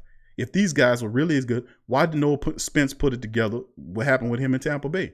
What happened with him in the other stop that he would if he was as good as they think he is, then why he couldn't stick and stay with those teams? What's the deal here? But that's what I'm saying. It's question mark city. And if you're a Super Bowl team with a quarterback who retires in a year or two, you don't have time for question mark city. You need something that's certain. You need exclamation mark city. You need something that is certain. You don't need question marks. You need somebody that's going to come there and represent. So I love the pick. I love AJ Espinoza at 24. Something tell me he's going to be there. A lot of people like Bruce Matos, as a guy that's over AJ Espinoza. They played in the same conference. But I like Espinoza on tape. He's a guy with a high motor. He's a big defensive lineman who provides pressure, and he can get to you. So, and Matos is not a bad player either. I just like the film and games that I've seen from AJ Espinoza. I think he is really a talented person. And some people say he's more polished than Chason, Clavion Chason. Some people believe that he's more polished than him. And so Chason is listed as the second best of the pass rushers in this draft. Some will argue that Espinoza is more polished technically than Clavion Chason. I'm not going to say that because I'm an LSU man, but I do like the pick. Thank you, fam. Carolyn Mendoza. She says, do you remember Damon Swine? I sure do. Hey, Carolyn. Who that to you? Good to see you. She said, oh my goodness. Damian Swine was, man, you talking about a guy that can actually, if he could have just not had those concussions, when he was on the field, he was aggressive. He was going for the football. I loved how Damian Swine played, but he kept getting those concussions. And that just really kind of just dimmed his football career. But man, at times, Damian Swine was a guy, he went for the ball and he showed real promise. He just couldn't beat that injury bug, man. Couldn't beat it. Thank you, Carolyn. Paul says, well, who that, Paul? Good to see you. Uncle Paul is in the chat. Paul says, yeah, NFL wants that money. Kevin McKnight. What up, Kevin? Who that to your family? Good to see you in the chat as well. Demi says, let me see. Chris says, Chris says, thanks. I missed him. Okay, he must be talking. Paul says, hey, Q, your call in line is going to, hold on here, fam. Hold on here. I don't know why it's doing that. Hold on here. It should be wide open here. Y'all might have been calling. I might have just had it low. All right. Here we go, family. All right, it seemed to be working now, family. I don't know why it wasn't working, but you can feel free to call in here, fam. Hold on here. That's what was going on here. All right. That was my mistake, Paul. The live line's open, family. Whenever you feel free to chime in, y'all can chime in to the chat. Uncle Paulie, who there to you in the chat as well. Ricky says, Q, what do you think about trading Alvin Kamara for Deshaun Watson for a first and second round pick, since the Houston Texans are getting rid of everybody anyways? That's interesting because Deshaun Watson, man, you can get a talent like him, and he already has some NFL experience, and he's very much a young quarterback and a winner. You talk about a guy that's a winner, man. I love that move. Now, I'm only going to agree with that, Ricky, if the Saints choose not to pay Alvin Kamara. If y'all went through bare bones and y'all just had to just say, you know what? No, we're not going to give you that. And Kamara says, okay, well, then trade me. You're not going to pay me. Don't hold me. Trade me. And if that's the case, then I would trade him to get them picks into Deshaun Watson. Because I think that, I don't know if Texans will go from that, being that they've already traded for David Johnson. I don't know if they would then trade for Alvin Kamara too. I don't know. You got a stupid ass coach down there who's doing the GM duty, so you might catch him slipping. But I would make that trade, Ricky, based on the fact that we couldn't do nothing with Alvin Kamara. He wouldn't take my $25 million contract for 3 years. And the second one, like one of the Saints family members said in the chat, a 4-year deal for $30 million. I would not. If he says no, Q, I don't want your 3 years, $25 million, $12 to $15 million signing bonus. No. I said, okay, well, how about 4 years, $30 million? We're going to get $20 million signing bonus. No. And he said, well, I want $10 million a season. If you can't do that, trade me. I said, okay, well, I won't pay you $10 million a season, so I guess I gotta trade you. Then I would do what Ricky's saying. I would try to get rid of him. Thank you, Ricky. All right. Tori Shepard says condolences to all the bereaved in the chat. It's big ups to all the family members as well. That's a well said compliment here. I must have missed something here. Let's see. Somebody says something. My condolences to you and your family. Okay, I must have missed something in the chat. Okay, sad day. School, my uncle Pat. 985J. Okay, 985J. Who that to you, 985? I ain't see you in the building, baby. Who that to you? Say sad day. School, my uncle passed away today. So much love and peace and blessings to 985J, one of the great Saint Think Tank favorite people, one of the crucial people of the chat. Big ups to 985J, and condolences to your family, brother, as well in this troublesome time, man. Sorry to hear that, brother. Much love and prayers to you and your family, that 985J. Much love to you and your family, fam. Thank you. Travis 504, who that to you, says, who that Q? Do you think the NFL season will start on time? Kind of hard to say. A lot of conflicting information out of there, man. A lot of conflicting information going out because of the condition of the country we're going through. And people really, truly don't know exactly what's going on. And they're giving like default information out to people because they don't really know exactly what's going on. You know what I mean? But, I mean, it's kind of hard to say that, fam. Right now, one would hope that things have returned to normal situation or get to some sort of normalcy. But when you're dealing with, stuff like this, you never know what's going on. And there's so much going on right now in, it's background and underground information that, that you come to. You get news and alternative sources outside of the big 4 or 5 operations that's basically kind of, Operation Mockingbird type stuff. I mean, I don't know. But it's just, I don't really too much trust a lot of the stuff that I read there. Therefore, I do a lot of research. I just don't go and listen to what they're saying. I go and look at the numbers, and what my research is showing that the cases are dropping. And that the cases with it, and a lot of the doctors that are really doing the work are saying such a things about the cases on this stuff is dropping. The curve is flattening out. But the response and reporting this through the media operations are not showing the dropping numbers. They're continuing to ratchet up the paranoia and the hysteria, which is absolutely shameful. That's like yelling fire in the theater, and they need to be ashamed of themselves for doing this. Report it as it's supposed to. But then again, I understand that most of them operate with agendas. What the agendas are, you can read about them. But the numbers, according to credible information, are dropping with this, and more information is coming out about this thing. So more information is showing that this stuff, that it's been, I don't know if people know it, that it's been 60 years or so that this has actually been out. And they have a few strands that's out, and they have some strands of it that's more aggressive than others. But they're working on a pill that they're saying they're testing it. There's also vaccine makers that's working on vaccines to do something with it. But like I said, we just don't get ate up by the hysteria and the paranoia. Keep your critical thinking mind, because at this juncture of time, family, I warn you all. I warn all of my beloved Saint family members.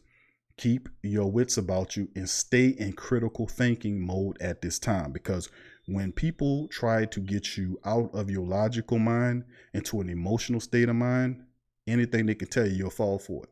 So just stay in that mind, stay under control, and just, like I said, stay critical thinking. And then research outside of the major operations that's reporting to you.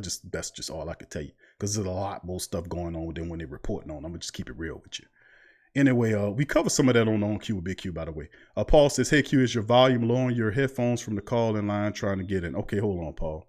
I don't know why it's not turning on, because I got it. According to this, it is actually on here. Okay, try to call it again there, Paul. I think that's probably what's going in. See, I had my little boy in here. He was messing around up in here today, and he might have made messing with some of my stuff here. So we might be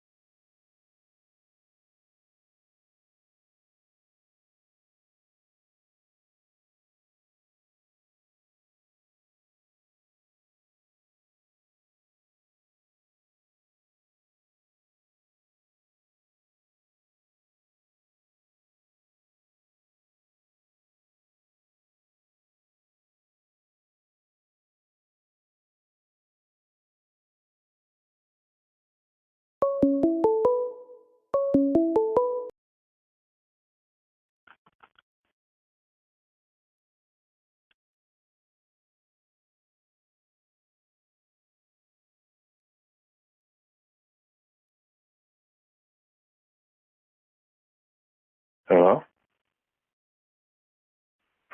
Yeah, Paul, are you with me, fam? What's going on, Q? Uncle Paul, are you in the building? How everybody been going on your end?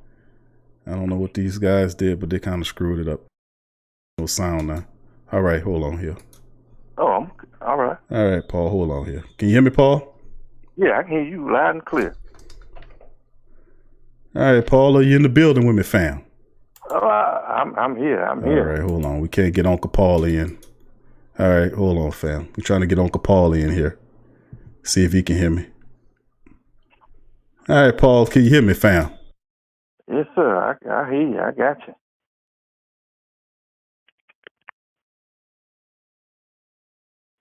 All right, Paul, are you here? I'm here. I don't know. Something going on here. Hold on, Paul. Let me see if I can hear you, because I had you for a second. Hold on here. You got something messed up here. That's for certain. All right, Paul. Hold on here. I can't hear you, and I don't think most of the family members can hear you either. Hold on. Let me make some adjustments. Y'all just give me some time here. I don't know what these... Go ahead. Hold on here.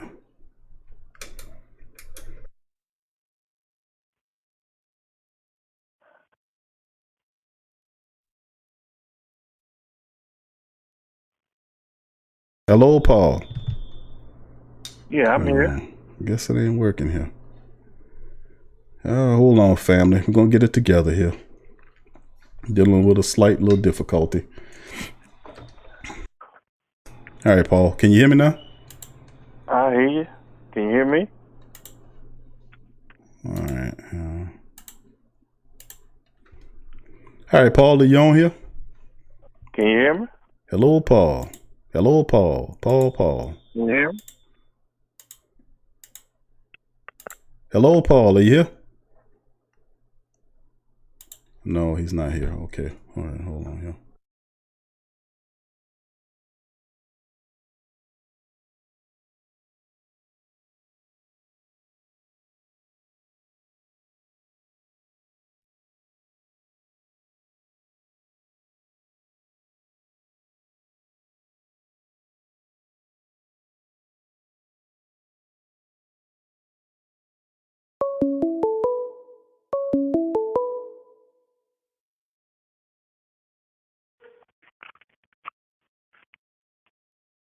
Hello?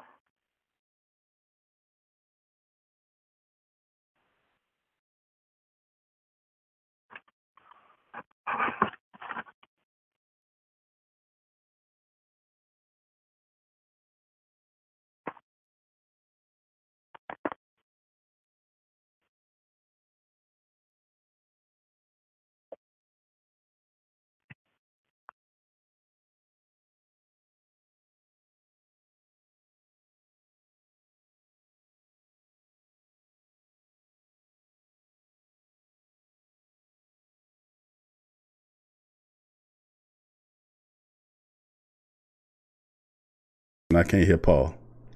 Paul, can you hear me? I can't.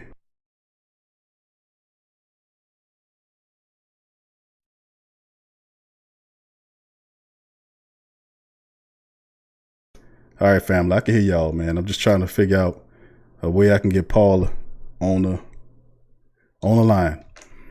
All right, family. Let's keep it rolling here, fam. Let me see if I can get. Let me see here. Okay.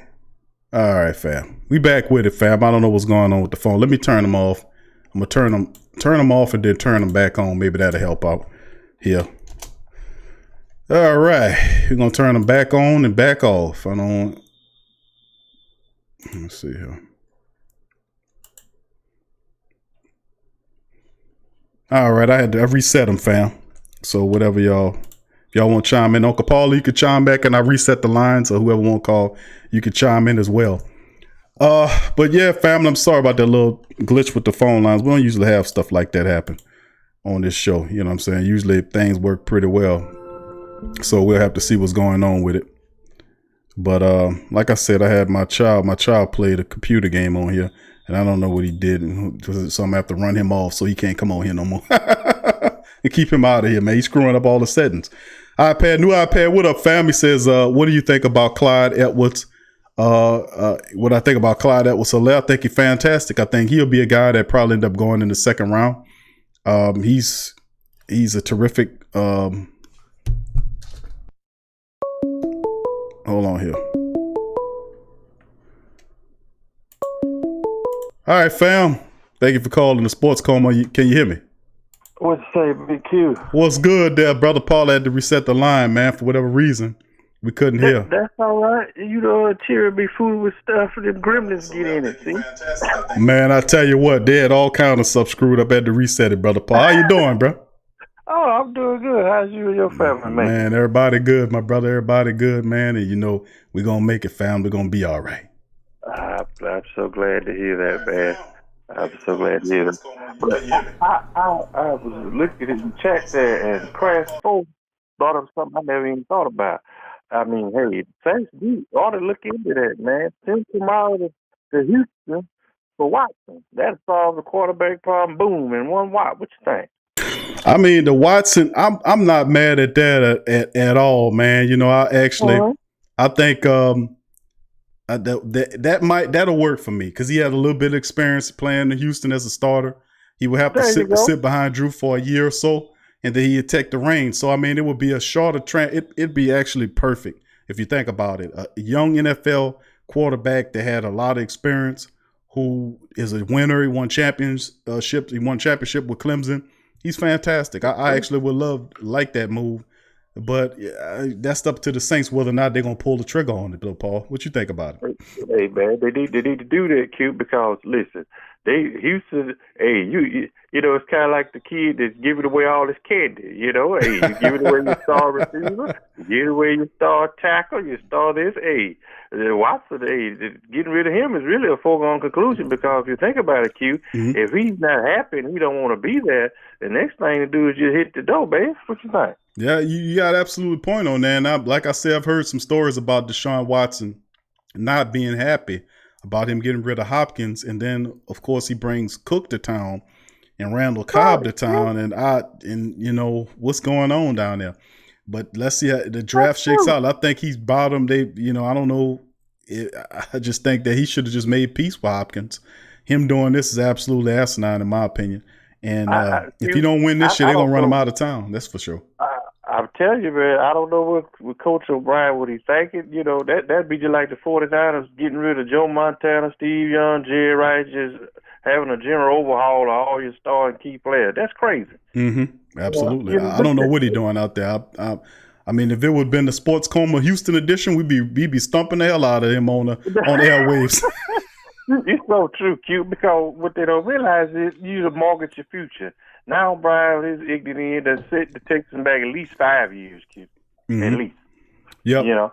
And I'm glad Sean Payton ain't doing no wacky stuff like that. If we want to give him his walking papers, he can get out of town. You don't mortgage your future. You don't.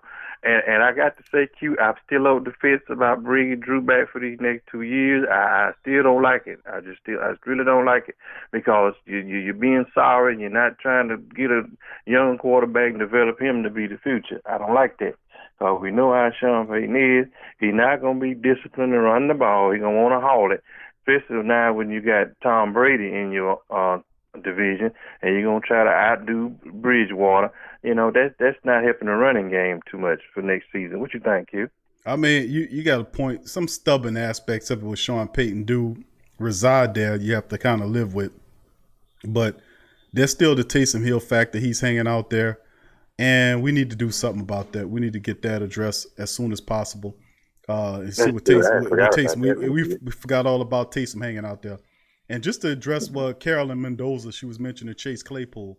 Chase Claypool, the wide receiver who at the combine, he had the 40 time, he was pretty high, big wide receiver.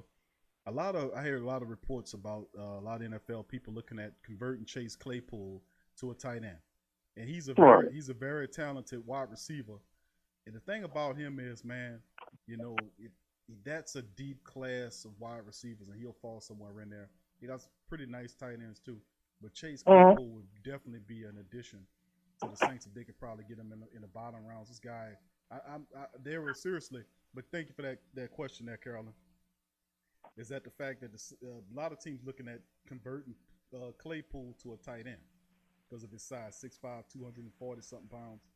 They're looking at him to a tight end. With that type of versatility, we have to decide on how is his blocking.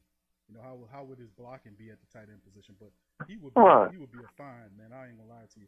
He'll be a good addition to a team to have an athletic freak like Claypool operating at the tight end position or in the slot. The Saints need to pull the trigger with something like that, Q, because you know how Jared Cook up and down, not just with play, but up and down with his injuries. Yeah. You know, give you 1 or 2 games, then 2 or 3 games he hurt. Then you got that lack of consistency with him just really bothers me. It really does. It's a part of it, man. You know, but I think sooner or later you got to understand the finality in which in where you're at in terms of like you have some of these veteran players like a Brees, like a Emmanuel Sanders, like a Malcolm Jenkins. They're basically for the next couple of years. You're playing for big blue chips here, and a lot of the errors, the foolish errors that we had in the playoffs, like when the Saints come out in the playoffs, go back and look at some of the film. The Saints are not a dominating playoff team. I'm sorry, they're not. They injury riddled for whatever reason. They don't come to play, but now they'll come back in the game and catch up to a team. Some performances they led a little bit, but there was a dominating playoff performances that the Saints had in recent playoffs. They've been far and few in between. So, to be cute, I just don't understand where you got like Demario Davis, why he hasn't been locked up for about a $20-30 million contract for 5 or 6 years. I mean, come on, man. You're fooling around with Kamara. Kamara going to be the nuclear explosion on the Saints if they don't watch it, because either he's going to hold out and be a lengthy holdout, you be there in November and he's still holding out, or some other team get an interest in him and offer him a big contract and he's going to bolt. So, I mean, you know, I don't know why the Saints playing around with this grenade, because sooner or later it's going to explode. Well, I mean, the thing I'm looking at, too, is the fact that, I mean, you're right on that, Paul. You're absolutely right on that. They got to figure that out. We definitely got to figure that out. You're cutting out real bad, Big Q. All right, go back.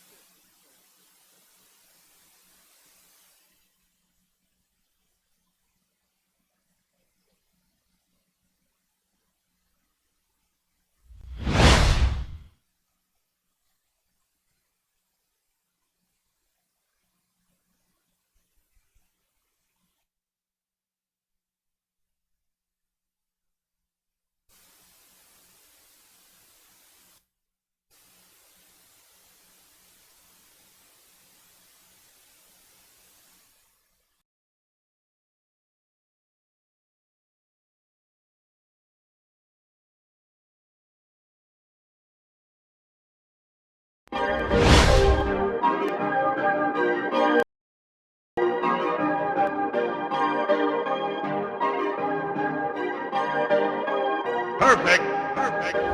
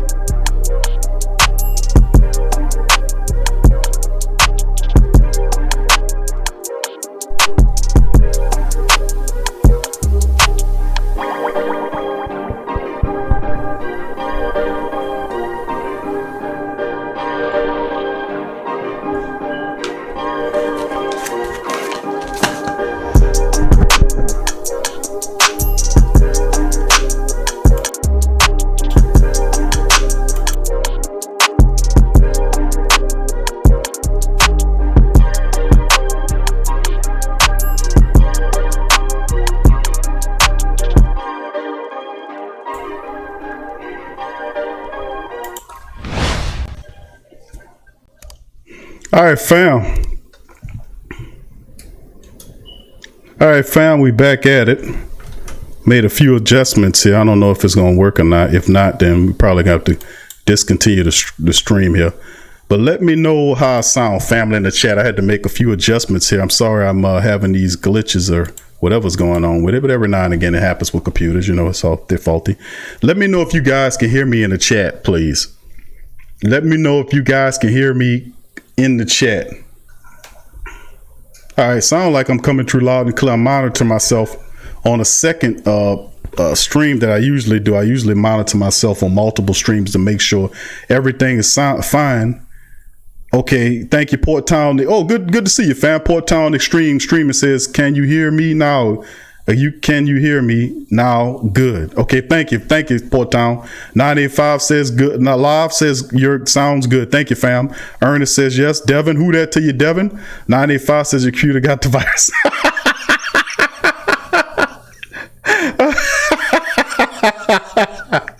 Oh man. Oh man. I tell you what, everybody gets sick every now and again, don't they, fam? Even the damn computers. So good to see some of the live stream back, family. Sorry about the few little breakdowns there. But just to let the family members know, we back up and good. I had to make a few slight adjustments. But man, to be honest with you, it's all good, family. Sad Scott, good. Thank you, Travis 504 as well. Crash says crystal clear. Thank you, family. You know, like I said, man, we have a few flubs, but nothing gonna stop us from doing this goddamn thing. You understand what I'm saying, family? You can't give up. Never give up. But just to let the family members know in the live stream, go keep on streaming for another 20 minutes or so. We had Paul. Thank you, Paul. Uncle Paul that chimed in. Good to hear from Uncle Paul. Sorry your time was cut short, Uncle Paulie. New iPad. He said, I hear you live and clip. Thank you there, fam. Appreciate you. And just to mention, I know Carolyn was talking about Chase Claypool. I like Claypool. Think he'll be awesome for the team. Especially you can use him at wide receiver or tight end. Versatility is the key with Chase Claypool, no doubt about it. Let's keep it rolling, family, as well.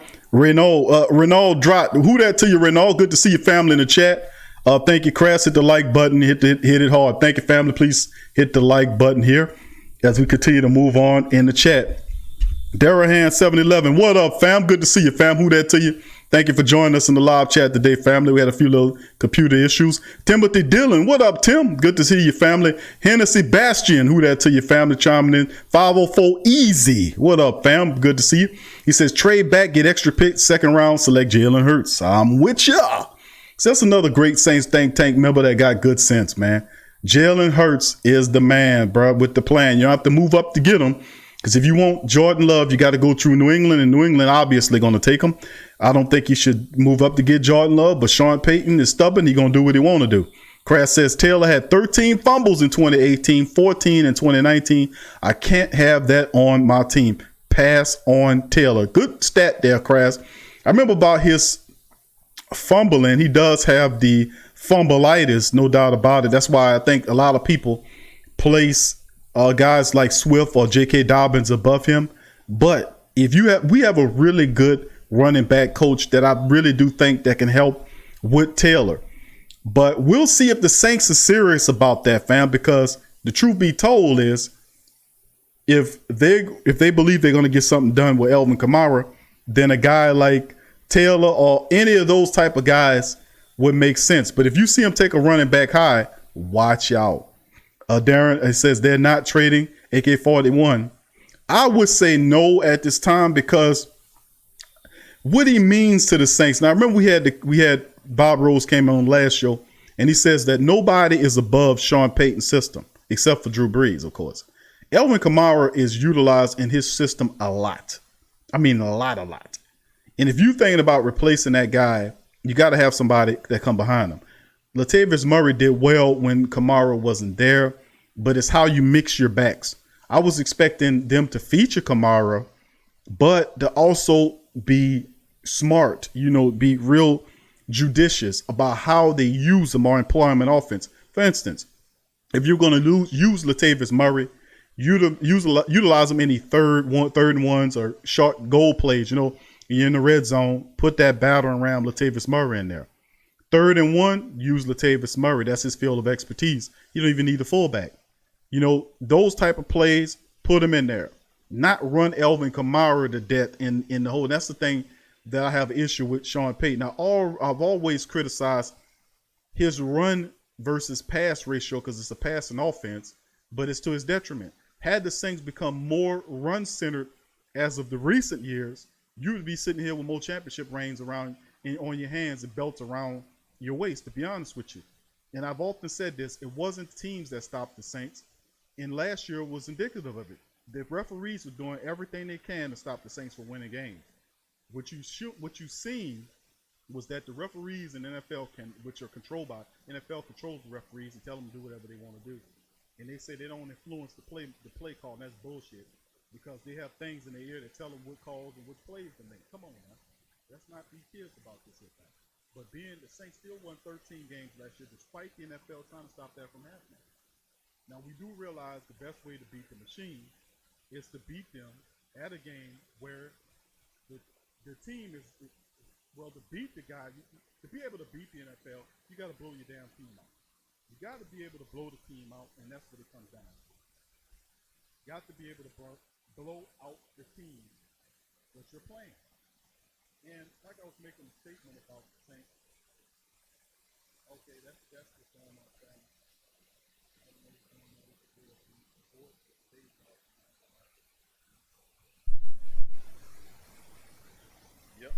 Yep, that's what's going on. It's automatically fading for whatever reason. I don't get what it's doing that for. All right, okay, fam. All right, here we go again. We got to do something with that. Super clear and loud. All right. If y'all can still hear me here, let me see if I can hear. All right, sounds down again. All right, let's go back to it. All right, we're going to have to do something about that. All right, family, I'm going to probably have to. It's automatically fading for whatever reason. Yeah, there we go. So we back at it again. Then it says Q again. Get out this sense. Y'all not getting y'all tail in here no more. Oh, no, man. Hell no. No to the no.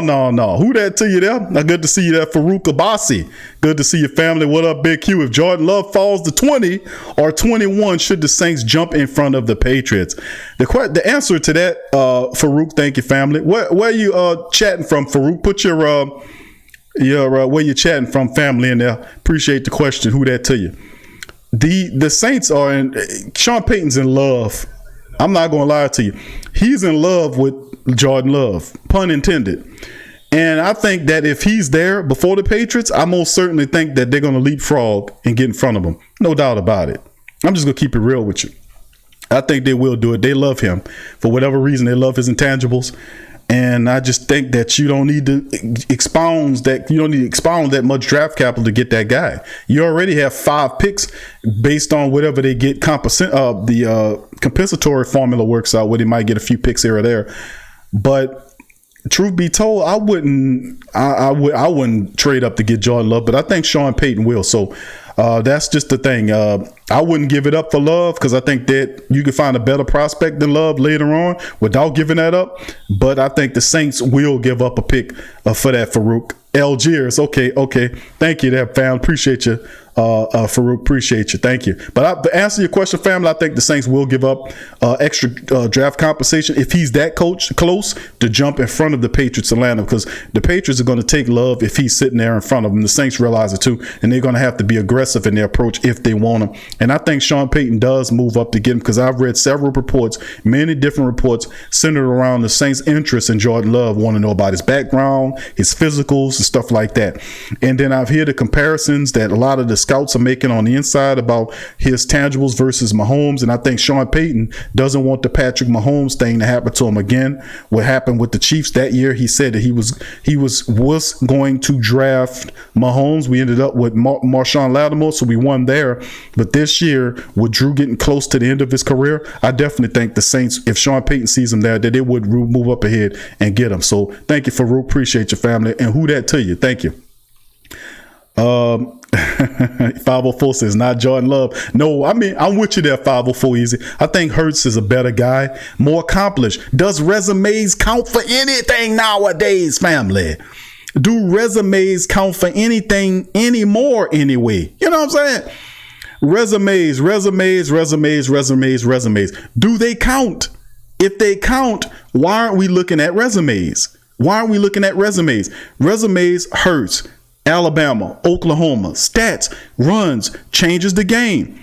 I mean, he beat some of the LSU Tigers' most ferocious defenses. I mean, defenses that had terrific talent like Jamal Adams and Devin White and all these guys. And he was able to run around those guys, and they terrific athletes, intelligent football players. And he was able to beat these guys with his feet and throwing. Oh, it's just. And then the winning, and then to win at a program like Alabama with all of the pressure upon him, that is not to be taken lightly. So when I hear people putting Jordan Love or even that kid from Oregon over Jalen Hurts, it absolutely what world or universe are we living in when the resumes don't count? None of these other guys have done as much as a Jalen Hurts has done, and he's positioned 5th or 6th on the QB prospect list. Who made this damn list? Obviously, to me, whoever made it, they blind as hell, and they're not looking at the fact that who do you know out there in college that's more accomplished than Jalen Hurts? I don't care if he played for Nick Saban. The mere fact that he played for Nick Saban and had to deal with Nick Saban's crazy ass and all of the stuff that he demands and all the demands at Alabama and all the pressure of the lights and the national media and everything coming upon him, and he was still able to win. You know, just because you're playing for them at quarterback don't necessarily mean that you can handle that. The pressure is for you to step up. And even when he did fall down and his job was taken away from him by Tua, what did he do? Did he quit and go somewhere else? No, he stayed. That showed character. He stayed there and then waited for his opportunity. And when Tua started tanking and they put Hurts in there, he won the championship for him. So I'm saying it didn't left to go to Oklahoma after winning a championship and took them to the college football playoffs, which they got plastered by the LSU Tigers, but so did everybody. So, I mean, to say that about Jalen Hurts, so I asked the question, does resumes count for any damn thing? The guy won 40 games in college or something like that? He played all 4 years. He had all of the development. He has the resume, the stats, and he's excelled at levels. When they say he couldn't throw the ball, he goes to Oklahoma and throws the ball for 30-something touchdowns versus 6 interceptions or something like that. He ran for over 1,500 yards, 17 rushing touchdowns, Heisman finalist again.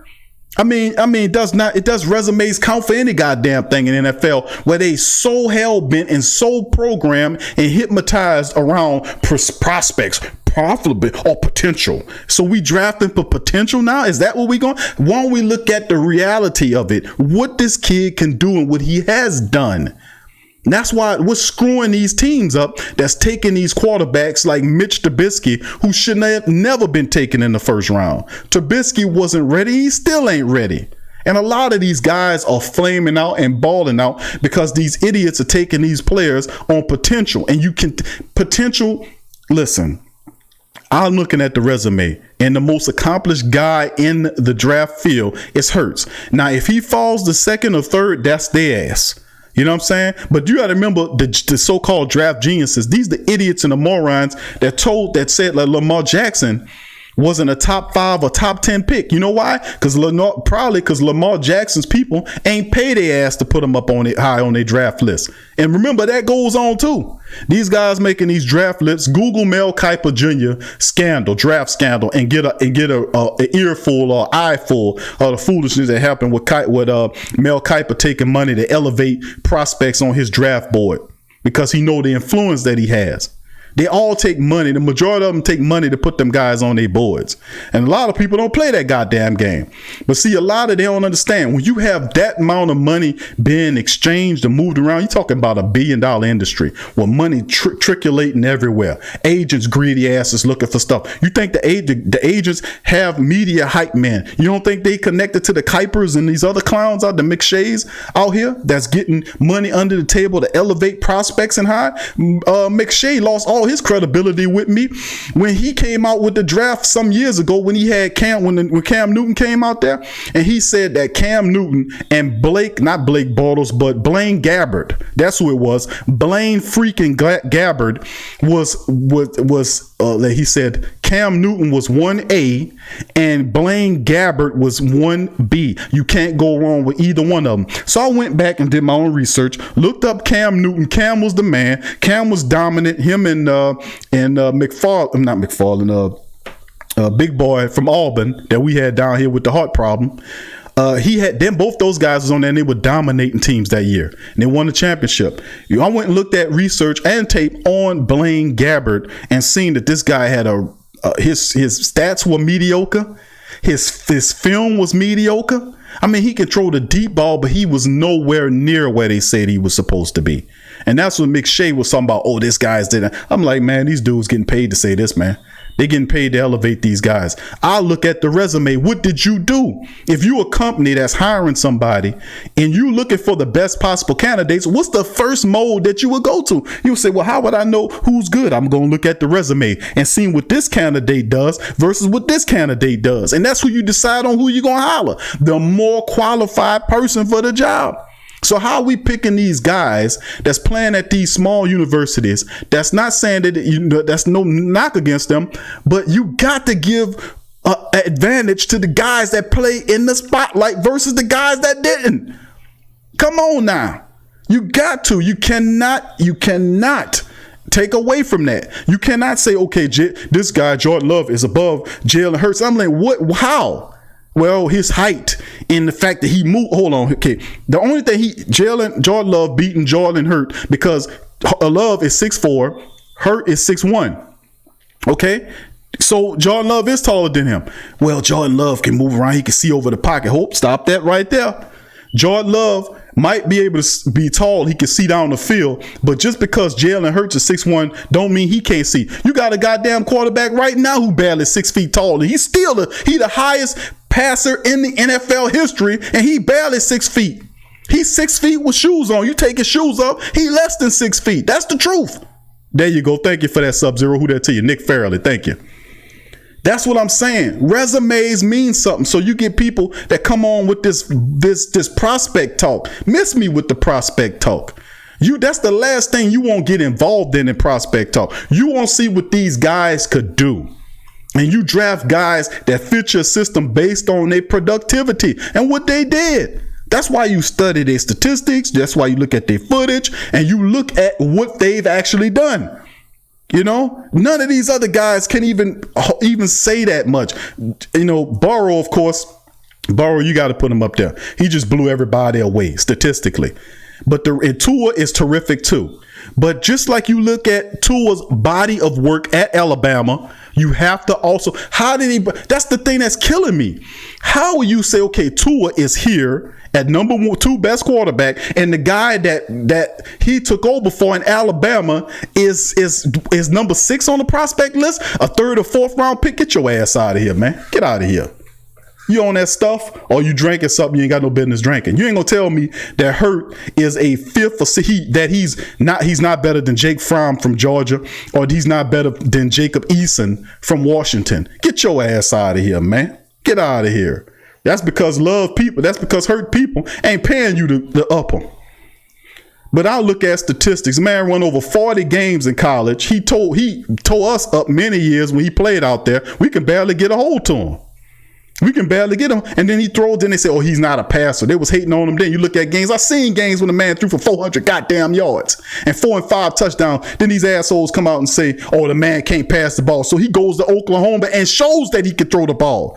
Come on, man. And then after that, what they still do, put him underneath all them other quarterbacks. He should not be under the guy from Oregon, Herbert. He should not be under Fromm. He should not be under the other quarterback, Eason. He should not be under Jordan Love. He should not be under none of those guys. That guy is good enough that he should be either the 2nd or 3rd best quarterback in his QB class based on his production and his resume alone.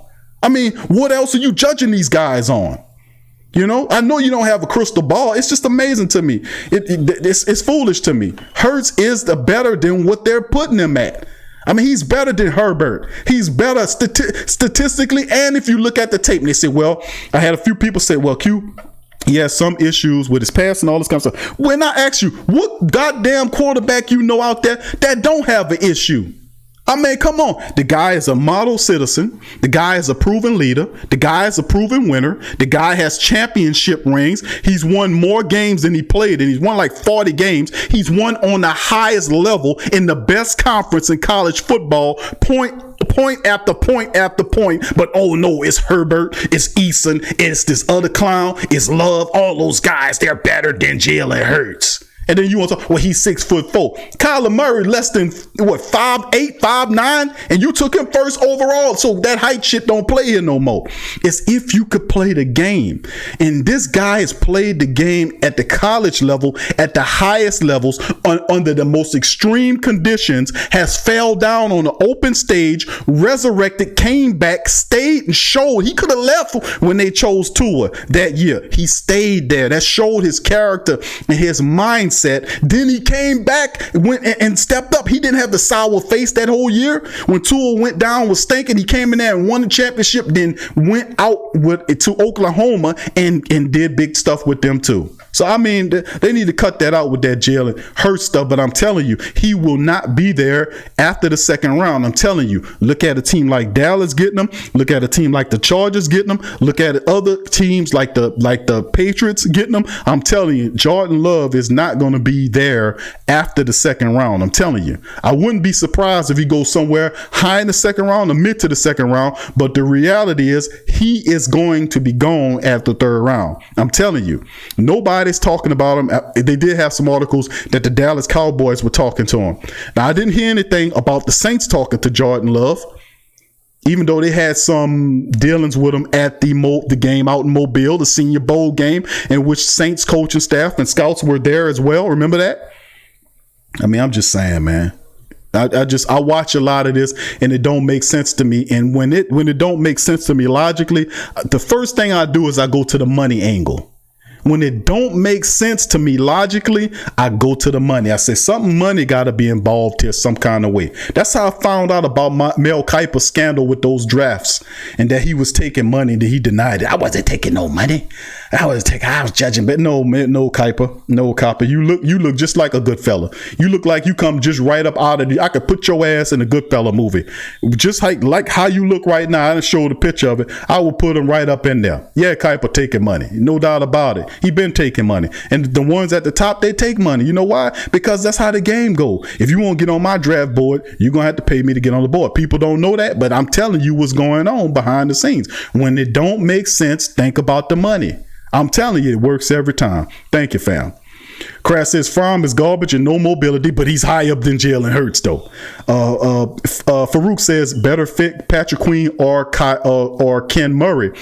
Queen is a better fit, in my opinion, than Murray. Now, I might be biased because I'm an LSU guy, but Pat Queen is a hitter. He's intelligent. He's durable. He can cover sideline to sideline, and he has the aggressive mentality that you would like your star linebacker to have. Plus his ability. He's played in a lot of games.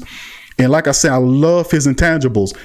Murray, to me, he's not as big and as physical, but he's okay. But I'm saying I would like Patrick Queen there. I think Queen will work better there for the Saints. Obviously, if you look at from a territorial standpoint, him playing at LSU and the fact that LSU don't take any Saints don't draft many LSU players. The last one they drafted was Will Clapp in the 7th round. But we talk about players at the high level. The last high-ranking LSU player they took, I think, was Devery Henderson with the 2nd round pick back in some years ago out of LSU. That's the last player I remember out of LSU that the Saints actually drafted high in the draft.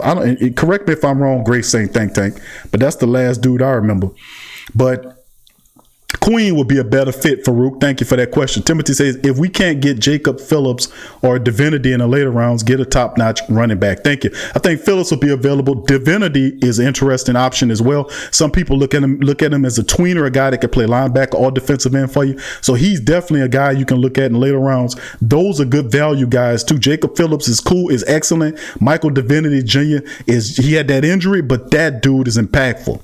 So you might get a steal with that as well. Sat Scott said Hurt top 3 QB. Thank you, Sat Scott. I agree. Crash says he has a high IQ as well. Very intelligent quarterback. Thank you for that, Crash. I didn't mention that. Very intelligent guy to be able to, in one season with Oklahoma, be able to take them to the college football playoffs in one season. I mean, you got to give credit to this with Jalen Hurts. The disrespect of pushing him underneath Fromm and all these other guys and Herbert from Oregon is absolutely insane to me. And when it doesn't make sense like that, I'll start looking at the money. I say, y'all getting paid to say this because this don't make no goddamn sense. What is your angle in putting him over these men with his statistics and his resume is a lot greater than that? What is your thinking on that? So, I mean, that's just how I look at it. Crass says he's 5'7" with platforms on. Kyler Murray is very small. He's a short quarterback, but they make the argument the smaller quarterbacks cannot see over the tall offensive lineman. Hey, tell that I'm about to say something. Tell that to Drew Brees. Tell that to Drew Brees, who's barely 6 feet tall, who owns all of your most significant passing records. He's top tall quarterbacks, 6'4", 6'5" guys, and all that. And another thing, that's a huge myth about him. Just because you see an over the offensive lineman don't mean that you can make the necessary throws that a quarterback need to make to win games. Look at what the dumb Denver Broncos did when they keep taking them garbage tall quarterbacks and none of them can't play. Brock Osweiler, 6'6" or 6'7", garbage. Paxton Lynch, 6'5" or 6'6", garbage. And it's so on and so forth. So just because the guy is 6'4" or 6'5" or 6'6" don't mean a hill of beans. 5'7" or 5'8" Kyler Murray tearing them 6'6" and 6'5" quarterbacks to hell. Tearing them up. He could barely see, but what he doing? Tearing them up. Same thing with Drew Brees and a lot of the other smaller quarterbacks. Just because you're not tall enough to see off the up, they still able to make passes. They say Drew Brees gonna get all his passes batted down. But he get passes batted down, but man, not at the rate that they just come up with the dumbest shit in the world to try to throw on smaller quarterbacks. Absolutely stupid. You got 6'6" quarterback. Tell me how many goddamn championships Herbert won at Oregon. How many championships did he win? 0. Goose egg. He didn't win anything with all that height. Now, he piled up a bunch of statistics, yes, but so did half of the quarterback class that's coming out. Piled up. Same thing. So that argument is just dumb. It don't make any sense. DLP says James Morgan and Anthony Gordon could be in a third or later. Both are good development guys. I wouldn't be surprised if the Saints look at these guys. Morgan, there's talk on James Morgan. That's true, DLP. That's also Anthony Gordon. There was stuff linking him to those two guys as well. So, like I said, you never know. But what do you want to do? You want to get somebody that knows how to get the job done, that did it at a high level. And guess what? Another caveat to my argument is the fact that this guy played in a pro-style offense. So he can be able to pick up pro-style principles a lot quicker than guys that were playing in collegiate sets. I'm just keeping it real with you. It's all about who can match what you're doing. And that high football IQ plays a part of why and how Jalen Hurts is able to acclimate to systems and have success. And not only that, he's beating you with his arm, but he's also beating you with his legs. So, I mean, and like I said, when LSU had that top 5 defense that year with Jamal Adams and Devin White and all them was on that team, man, that dude was running all around them dudes, man. I had more than enough tape on this guy to know who the hell Jalen Hurts is. So all them idiots up there that's scouting this man and putting him as a fifth to sixth person in this QB class are absolute morons, man. They morons and they're not credible if they don't put Jalen Hurts in the top 3. Thank you for that. And I'm going to lay up off of that because I'm not getting no goddamn check to promote Jalen Hurts. I'm keeping it real off top. Ernest Adams says he wanted to bring Romo to the Saints. Sat Scott says Mel Kiper haven't gotten any picks right since he been doing the draft board. Good point, Sat Scott. When we going to get to the point when we start exposing these guys? They worse than meteorologists. They come out there and tell you it's going to rain, then you walk out there and it's a beautiful, clear day. I mean, come on, they need to lose money for that one. You know what I'm saying? You wouldn't have a meteorologist working in the day. Sooner or later, they'd probably eliminate them and put the computer up there anyway. A DLP says Murray is more athletic than Queen, but you can always go by that. Thank you. Crass says Fromm will be undrafted. Watch ain't that good, and Georgia had a good line. Yeah, he fizzled at the end of the year. Who That Nation says Murray does everything Queen does, and he's bigger. Statistically, has Queen beat every year. I like Queen. I'm just gonna keep it real with you, Who That Nation. I like Queen because I had an opportunity. That, of course, I'm an LSU guy, and like I said before, I'm a little biased toward King, but I like, no disrespect to Murray. Murray's a good linebacker, man. And to keep it real with you, you're splitting hairs right here. It's about who you like. Now both of them are physical, but I like what Pat Queen brings. You know, and like I said, the territory-wise, the fact that he's an LSU Tiger, and then the Saints are looking for a linebacker there, a local guy. You know, it just, from that sense, it makes sense to me. But when you talk about really comparing the two, I like Pat Queen a little bit better than Murray. Not saying Murray's bad, but I would go with Pat Queen because Pat Queen, to me, he brings the physicality. He's intelligent, and Murray is too, and he has his physical stuff as well. I'd like Pat a little bit better in coverage than I like Murray, but it's okay. I mean, like I said, you're splitting hairs, but I'm an LSU guy, so I'm going to ride with the LSU guy, bro. That's how I go. Derek Allison, who that? What up, D? Who that to you, fam? Good to see you. KT, the Southern Gent 22 says, Q, your thoughts on Michael Divinity Jr. I love Michael Divinity Jr. He had that injury last year.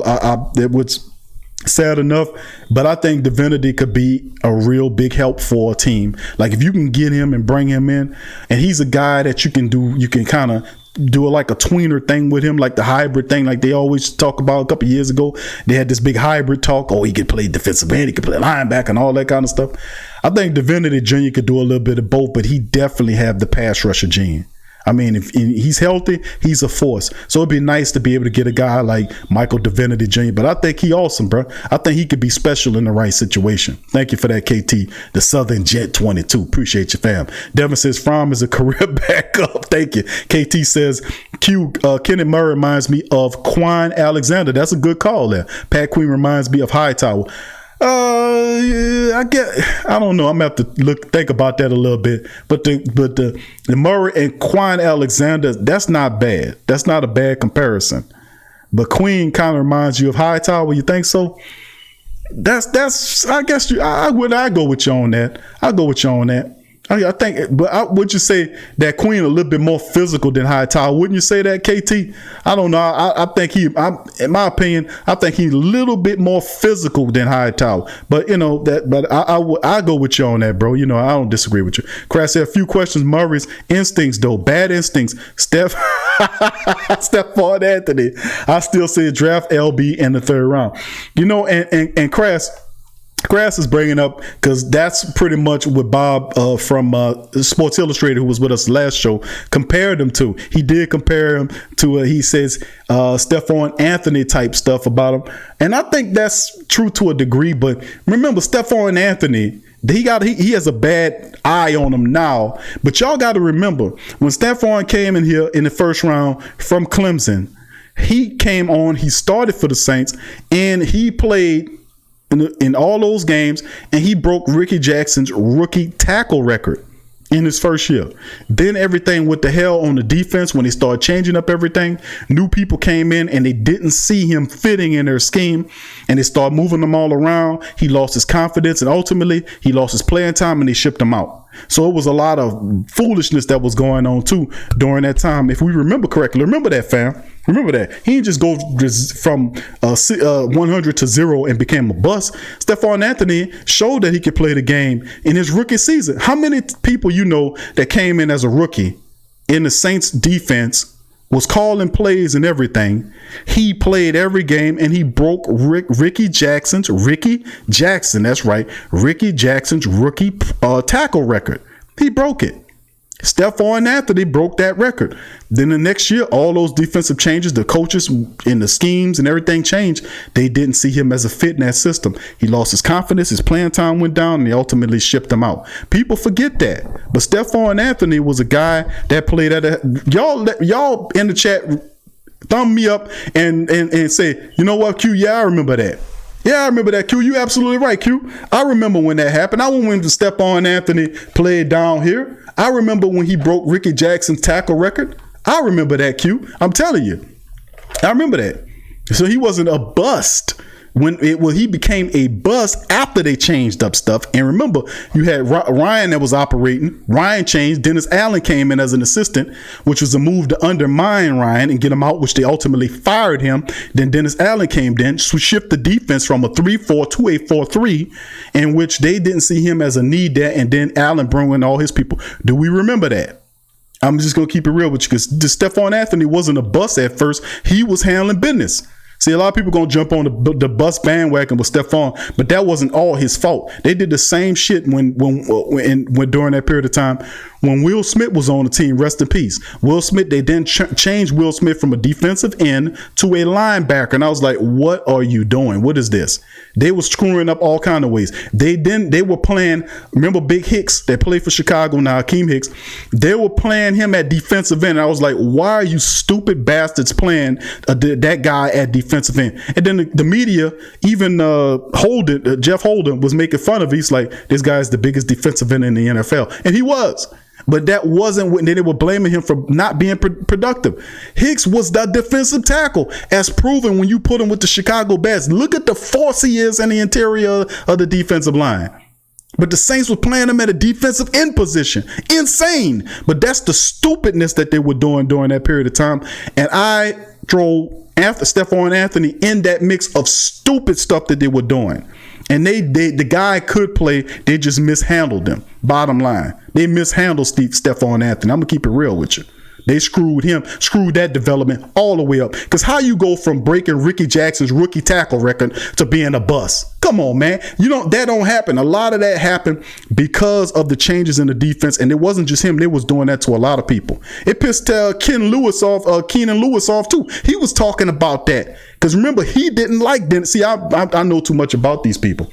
Dennis Allen and Kenyon Lewis didn't like each other. And remember, they was doing verbal spats in the locker room, and they got into it. And then ultimately, he went to Sean Payton to get rid of Ken Lewis. Y'all remember that? Remember he got rid of Keenan Lewis? I'm telling you, it's a lot of stuff. He spoke about a lot of that stuff during that time frame. Anyway, let's keep it going. JT, who that to you? JT, good to see you, fam. He said, I've been looking for the show all week. A 504 said, big quarterbacks are nothing but statues. Thank you, fam. KT says, I agree. That Hurts is getting disrespected by everyone, especially by the talking heads at ESPN. Will Kane. Will Kane is like the lesser of the ESPN people that's available there. But I just know that on top that it's an agenda, man. You know, and like you work for some of these big corporate operations, they pushing certain people and not other people, even though the other people they're not pushing is actually better than the people they're pushing. The reason why they pushing some of these people, because the people who can't play better than the people they're not pushing have the money to keep them irrelevant. So you have certain agents who control certain players who have certain resources in the media that they can then touch upon to get their clients more exposure than other people do. Bottom line. That's how some agencies are bigger than others. It's the connections and the things behind the scenes that make it happen. Now, how do these connections work? How does Agent Wojnarowski or any of these guys like Adam Schefter get the information they got? You think the guys on the inside just give them the information because they like them so much? Hey, Adam, I got some inside information for you. I just want to see you flourish. Come on, man. Schefter paying them, and they paying them just like that's how they get the information. It like what happened with Kobe Bryant, rest in peace. Who was the first media operation that was reporting on Kobe Bryant's helicopter crash? Who broke the story? It wasn't ESPN. It wasn't Fox. It was, guess who it was? Guess who it was? It was, what you call him? Damn it. What you call him, family? Come on, help me out with it. The guy, Harvey Levin. What's his new the media operation that talk all the mess that they do? What's his name? Damn it. I can't remember the name of the news agency, but they broke the story first before anybody else. What was it? I can't remember the name of it. Who that to you, Ramsey? But that's there you go, Scoop, TMZ. Now you tell me, how did TMZ, they getting all the stories before ESPN? They getting the stories before Fox. These are news operations that supposedly have sources everywhere. Now, last time I checked, people not just giving up information for nothing. They pay for it, just like when Google spy on you and all these other people spy on you. They charging people for information. They charge them. No greater business right now besides selling water, clean water business is the information business. So if you got information on something, you don't think Adam Schefter, the guy giving Adam Schefter money because Adam Schefter is such a nice guy, I want to help you with this information, Adam. No, Adam paying them dudes for information.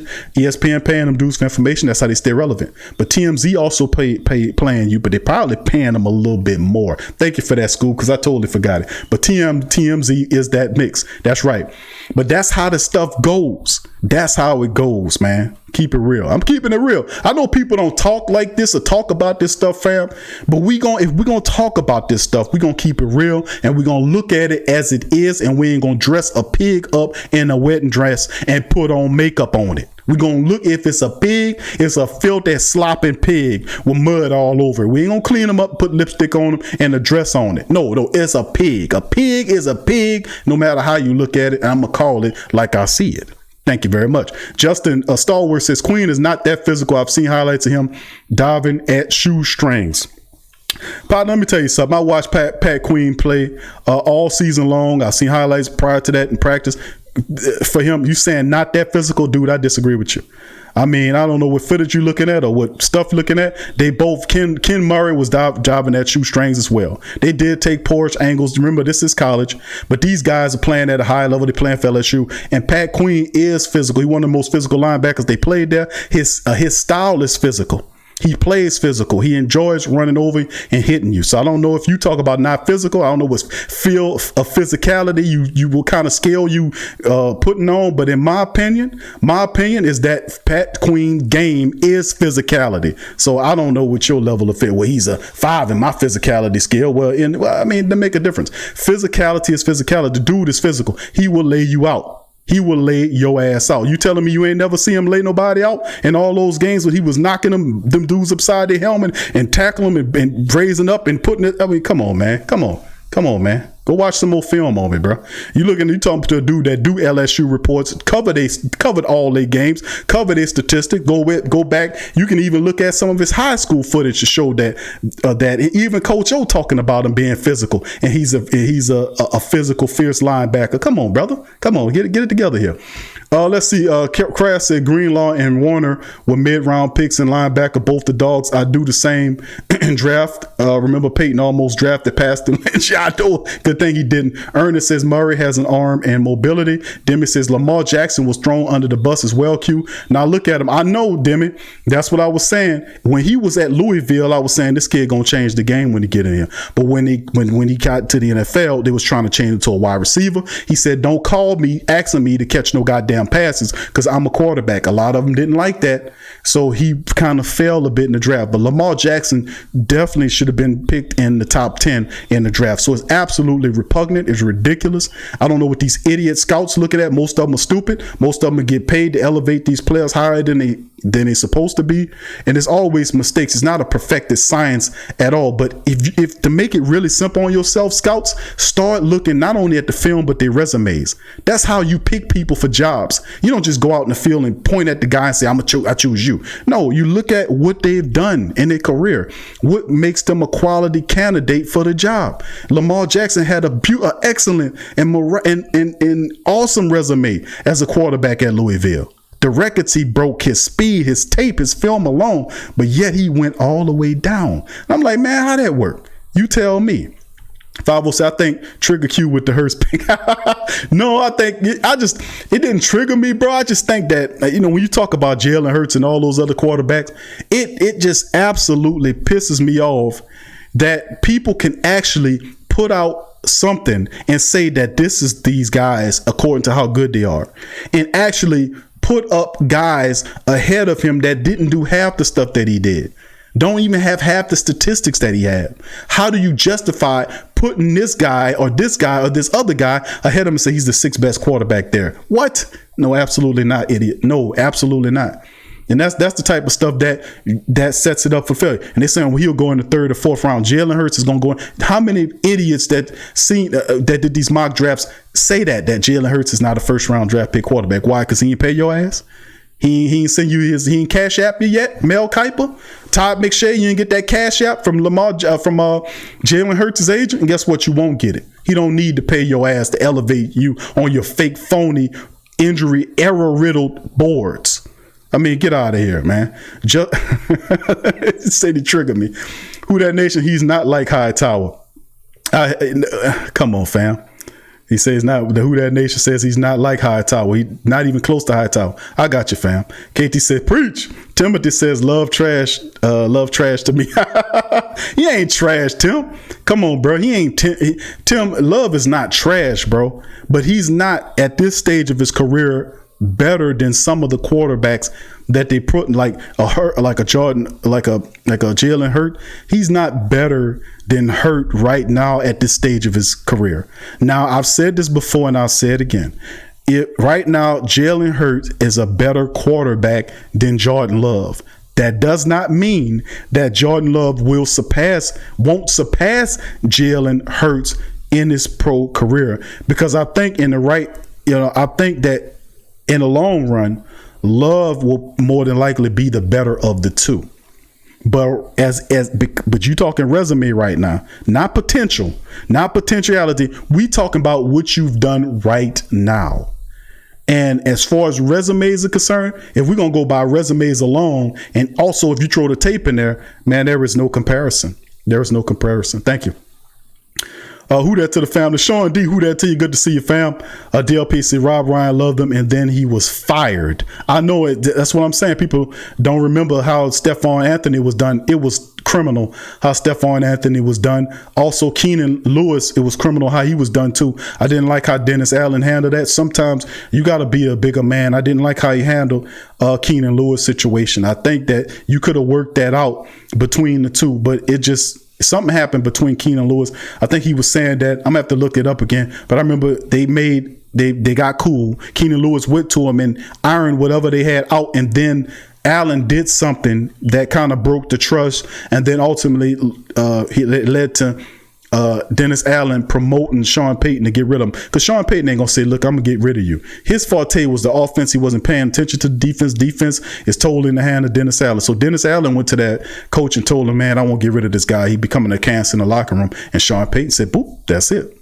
The same guy that was playing on a tore up ankle for the team, and he got his money, and then the Saints just walked him off for that, man.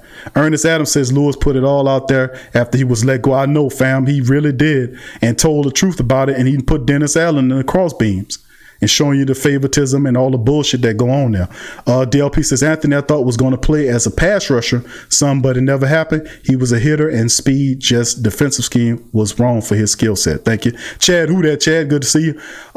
Scoop says Lewis also got butchered by that horrible medical staff. That's right. True that. Indeed, he did. He talked about that as well, about that medical staff. Ramsey, who that to you?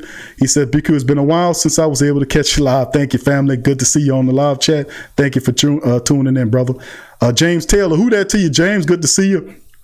He says, Big Q, we need to draft a pass rusher. I'm with you, James.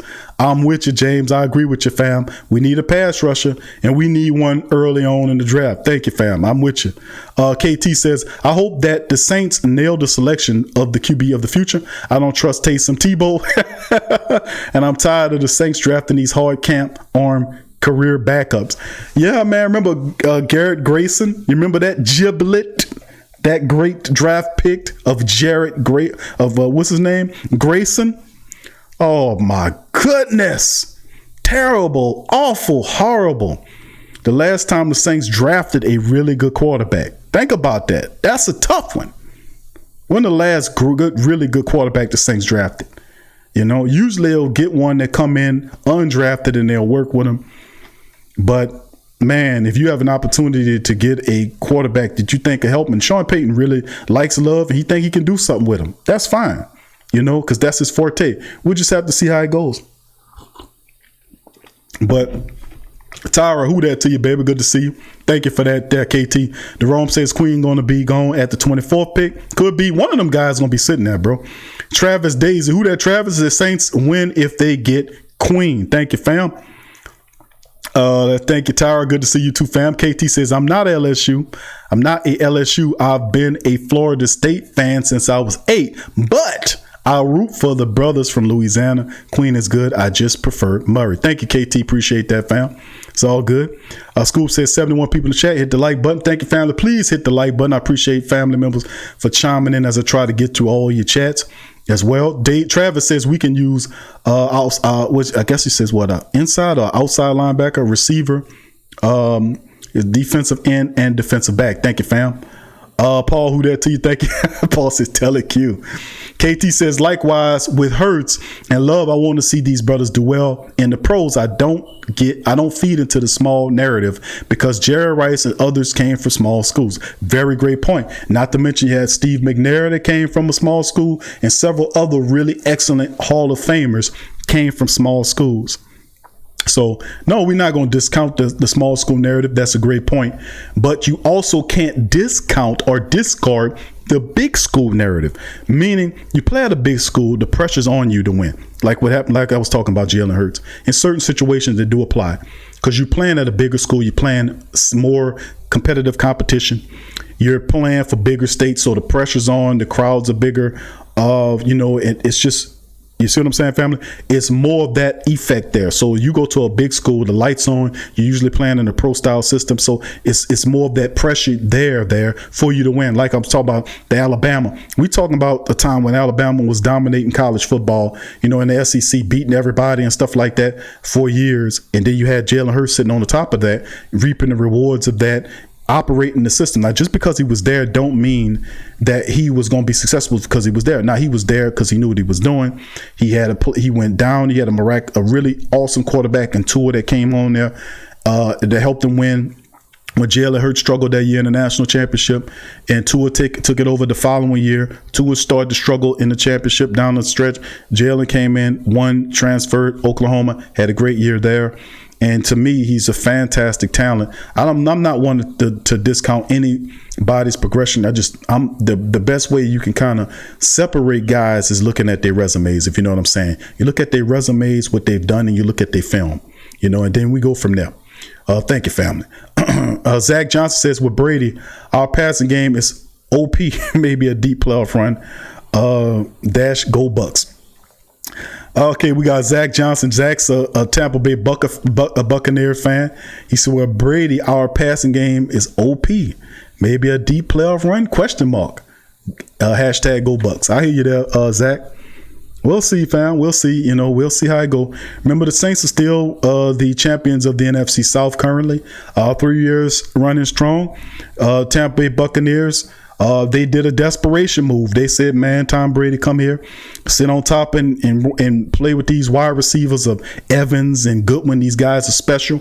O.J. Howard sitting up there. You got the guy Jones at the running back position. He's special. The defense, it has some holes there, but I still like a lot of what they're doing there in Tampa Bay in terms of the defense. So Tampa Bay is not going to be the pushover that they've been for the Saints overseas. It's definitely going to be a must-see event when Tom Brady and Drew Brees get together. And I invite that. So let's see what's going on. But if they're going to have a playoff run, a deep playoff run, they got to go through the Saints to get it. So big ups to you for joining us on the live stream, Zach. Appreciate you. And hashtag Go Saints.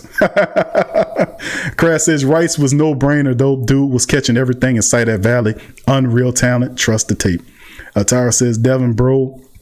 Okay, Paul says, thank Tyra, it's been so long. KT says, Q, I'm still not sold on AJ Espinoza. He said, I'd rather Gross Matos. I know, KT, I know.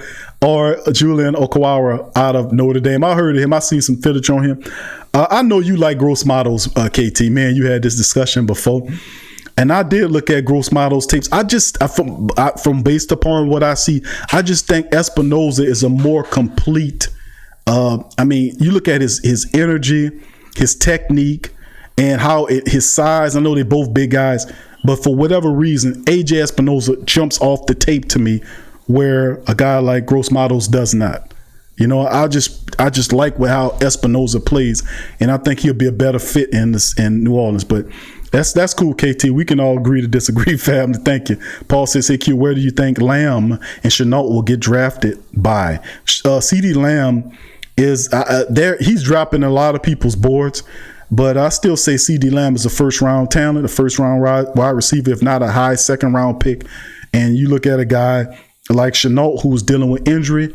I don't know. That's the thing. He had surgery. And he might drop a bit. So you might be looking at a guy like Laviska Shenault going between the second and third round, but not that far down. Because I still people that can draft and stash him for a year until he get right. But, that's what I see. But that injury really kind of, that surgery he had, that injury had kind of dropped his value a bit at the wrong time. But I still say that Laviska Shenault gets taken in that second or maybe the high third round. He ain't gonna last on that board too long. Thank you, Paul. Ramsey says, Q, do you think the Saints will deal to get a second round pick in the draft? Do we still have cap space to get Everson Griffin? There is some cap space. I think I've seen some that said between $3 to $6 million.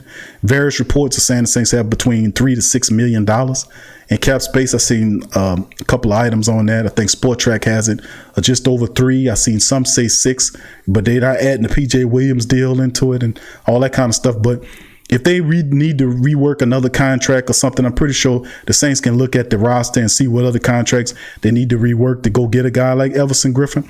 But I think the inactivity in terms of going after some of the top free agents left on the board by all the rest of the teams is an indication that people stop looking at the free agency period for right now, and they're totally prepared for the draft.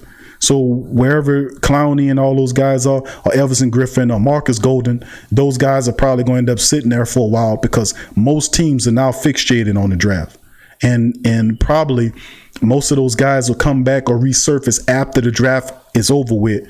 And because that's usually how it works too. Some of these veterans will get signed right before camp starts to see if they fit. So you might see some of that happen, but the free agency is kind of grinded to a halt, so to speak, right now.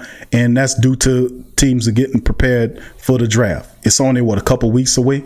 So we might have to revisit the free agency thing down the line, perhaps after the draft is over with and the undrafted market is over with, perhaps they'll start. I'm pretty sure Everson Griffin and Marcus Golden, those guys will find a team, no doubt about it. Who that? KT says, Q, am I crazy for not being sold on Chase Claypool? Another Saints analyst compared him to Megatron. I don't see it. No, I've seen film on Chase Claypool. That's I would not ever say that Claypool is comparative to Kelvin Johnson. Absolutely not. The kid is good, but come on. Kelvin Johnson is something special. And Chase Claypool does have the athletic ability. He does catch well. He has the size.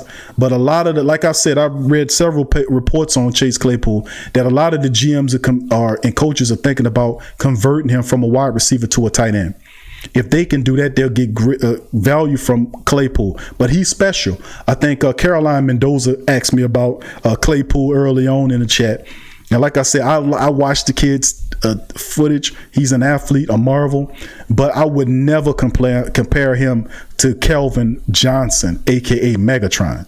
That's a whole nother ball of fish altogether, to keep it real with you. So that's just a little information on there. Let's keep it rolling. Scoop says Ramsey Mickey got magic math. If we want them, they can get them. The So Dope family says, who that to your family? Good to see you on the live chat. Big ups to you. Subscribe if you're not a subscriber. That's So Dope family. Appreciate you joining the live stream. Zach says, I can't wait for the Bucks versus the Saints. That's going to be a good game. It sure will. And we'll have an opportunity to watch Tom Brady and Drew Brees compete at least 2 times a year.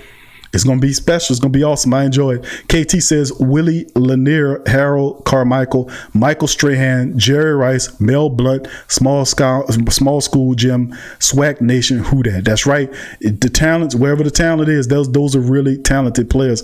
No doubt about it. Joe Law says Brady had so much success because the rest of the teams in his division were garbage for most of his career. And a lot of people have to realize that, man.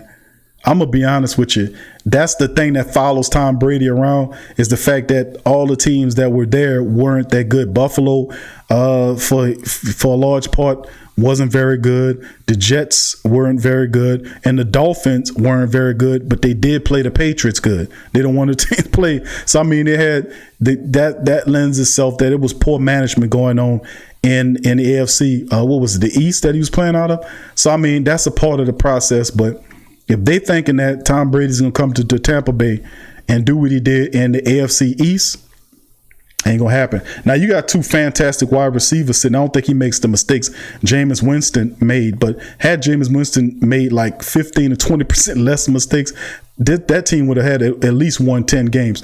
Thank you, So Dope family. Appreciate the subscribe. The newest member of the Great Saints Think Tank. If you're not a subscriber, family, do like the So Dope family and subscribe right now. You might not be a subscriber. You might listen to the show, but you might not be subscribed to the show. So if you aren't a subscriber, hit it right now. I'll give you a shout out for joining the nation. Thank you, family. Appreciate you there. Big ups to the So Dope family for subscribing.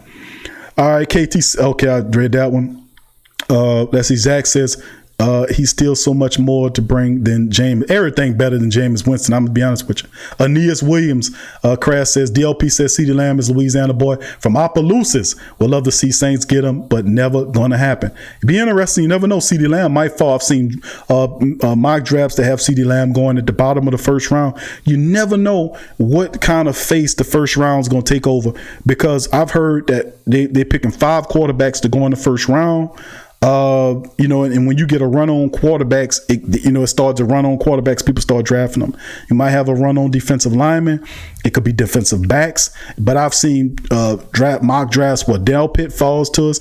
This is going to be fascinating because they have so many groundbreaking and playmaking players in the first round that you have no choice but to land one. You're going to find a supreme edge rusher there. If it's not Gross Matos, it'll be AJ Espinosa. It could be Clavion Chase. And a lot of people like AJ Espinosa more than they like Clavion Chase. And they said that he is more of a body of work than Clavion Chase. He's more of a defensive end, more polished, they're saying, than him. And a lot of people have AJ Espinosa above Clavion Chasen. You can end up with him. So you're going to have a first-rate talent that's going to fall to you in 24 because this draft are full of really good wide receivers. They're full of pretty good pass rushers. The linebackers are even good. If you don't get a guy like Pat Queen or Ken Murray, there's Zach Bond sitting there from Wisconsin. He's a pretty good linebacker. A lot of people see him falling to the bottom of the first round. So they have a lot of talent in this draft. So you should have an impactful player that should fall to you. So I'm going to be honest, don't be surprised if a guy like Grant Delpit falls to your ass at the 24th pick. You can have a lot. If the Saints don't decide to move up to get love, which chances are they might do it. They got to move ahead New England because New England going to take them. We'll see how it shape out. That's the fun part about, prophesying what the draft is going to do, because so many other variables play into this decision-making process that force teams to get desperate and be like, man, we got to get this quarterback. This other guy moved ahead of us to get this guy. We want, we got to, it starts that run thing. And that's really the interesting part about it. Let's see. Zach says, good luck to Jameis wherever he goes. I'm going to miss him for sure. Gundam, who that Gundam? Good to see your family. Ram says, I'm not scared of the Bucks. Bring Tom Brady on. Paul says, yeah, the Jets had a chance to knock off the Pats, but blew it. Tyra says, are we really messing over Teddy B in Carolina? No, Teddy B is going to be fine in Carolina. Be interested to see what Carolina does with Christian McCaffrey, which is a big part of that. He will not report to camp. Various reports says he has informed them that he's not going to camp until he gets his payday. So Carolina is really not really anything without Christian McCaffrey. He knows that. Getting a guy like Teddy Bridgewater there to go along with DJ Moore, to go along with the other wide receiver they have, the other speedster who slips my mind right now that they have there. They have an interesting dynamic there. Defensively, they got to get it together. People picking Isaiah Simmons, the inside linebacker, safety kind of player to replace the inside linebacker who retired. So, it's some things that has to be shaken there, but Christian McCaffrey's the head of that. They got to get him under contract or they're going to have an issue. Joe says Falcons have new uniforms. Cute. What was that comment you said about putting a dress on there? That's right. No matter if you put a wedding dress on that old pig and put lipstick on him and makeup, that old pig is still an old pig. Covered in slop and mess and every other thing. It still don't hide the fact. Yeah, I seen the new uniforms. I'm not really. Uniforms is cool. Tampa Bay had the uniforms. It's that's just something to kind of give a new sense of identity to the team. But you can still put on them new uniforms and still stick up the joint. So we'll just have to see what the play on the field look like, because the Saints don't need to change the uniform. They need to add a few pieces here or there. They're gonna be fine to keep marching them out there. Thank you. Thank you, and good comment, Joe. Dave Flores, thank you, Dave, for joining us. Subscribe if you're not a subscriber there, Dave. He says, I feel like the Saints need to step it up in the playoffs. I agree with you wholeheartedly there, Dave. Thanks for the comment, family.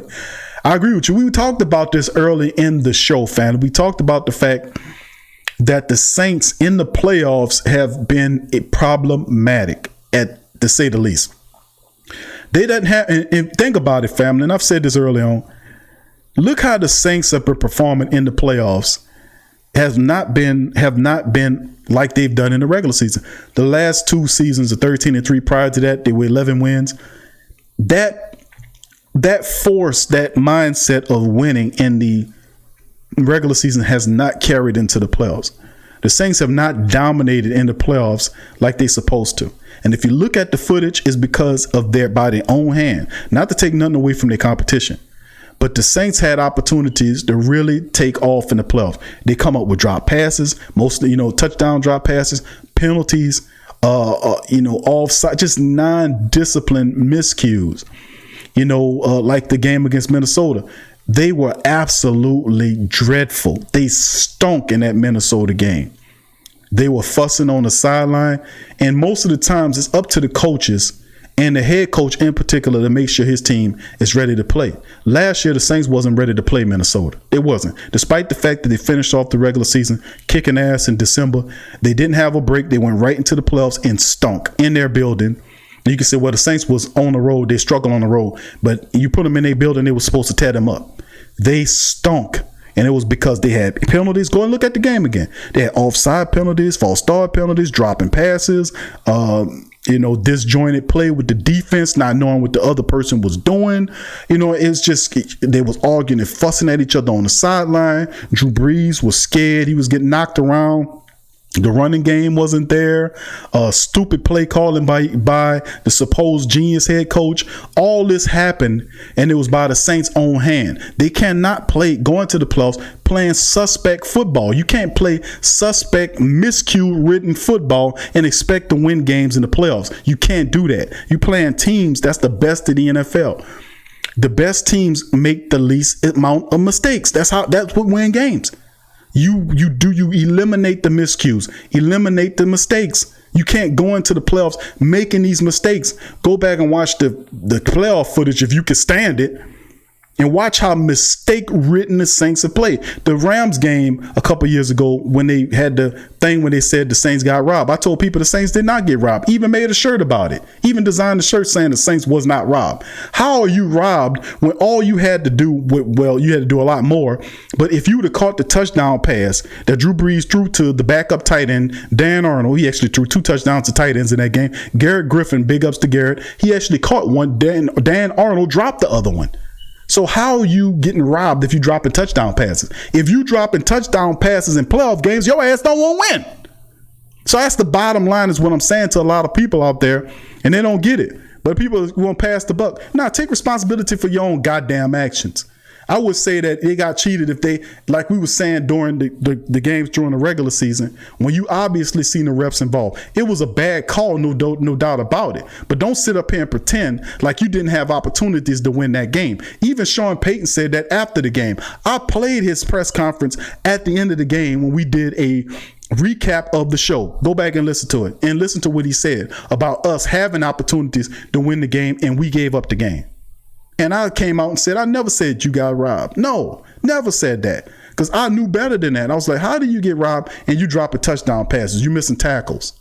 You calling stupid plays and dumb play calling in the game. Suspect play calling in the game. How you got robbed? How did you get robbed? It's nonsense. And it's for people who not paying attention to the game itself. Even the coach said you didn't get robbed. And he knew it because he called a suspect game in that time. His play calling stunk in the game. He was too conservative. He even said this is from his mouth to the people. People need to listen more to what the coaches is saying, man, and listen in between. And that press conference, he basically put it out and said, man, we got it. It was on me. I ain't called a good game. I was too conservative. And he was right. The other guy was calling and laying it all out. He was going for it on fourth down. And when you got a guy playing like that, they're going to win. You can't go out there and play scared or play conservative and this other guy being super aggressive and he getting the 4th and 1s and the 3rd and 1s and all this kind of stuff. Nah, man, you can't. You playing for the big blue chips. You to beat the Rams, you'd have been in the Super Bowl. The Saints didn't play like they were supposed to play, like they wanted to get it. You don't drop touchdown passes in the NFC Championship game and then go back and say we got robbed. No, ain't no way in the world, man. Cut that out. But he said, Q, do you think about them going back to the old rules concerning the pass interference calls? I think they'll keep it the same. And like I said, it don't make no sense if you change the rules or not. The rules is not the issue. It's the people making the rules. And that's what I'm saying. And if you could change the rules up and put them in the same hands of the people that's making the errors, that you will have no effect. That's why I kept saying, why are these people talking about changing the rules? Don't they understand that the referees are the ones that didn't make the call? You were supposed to make that call. Why did you not make that call? Obviously, because the NFL controls referees. There's no logical reason for why he just blew the call. Ain't no blown call. Now, you know when somebody blow a call and when some guy that's sitting there and the guy ran over him before the ball get there and you don't throw the flag. No, that's political. And that's why I say the referees are controlled. They're brainless, part-time people that work for the NFL. And the NFL controls the referees. Tell them how to manipulate these games. Remember back in the day, there was point shaving in the NBA? Remember that? Magic Johnson got caught in that point shaving scandal right around the time that he said that he had AIDS and got kicked out of the league. Y'all better do some research on that. Same thing with Michael Jordan, who was getting caught up in point shaving. Your boy from Tulane that was down here, Hot Rod Williams, was point shaving. They had a lot of that scandal going on. And then it goes to Donahue and all that, how he was involved in manipulating the games. And then they pretended like he was one dude doing it. One dude don't do all of that. One dude ain't gonna go in there and do that. They operate as a unit, as a team, and they trick you to do that. Just as I know pedophile networks operate the same way. They make you think that it was just some dusky running around there doing all that, when in actuality it's a group. They operate in a group. That's always the case. It's always the case. Never let them think it's just one person. They operate in a group, and they operate that way. They're controlled by the NFL, and they make those charges based upon what they say, what the NFL tell them to do.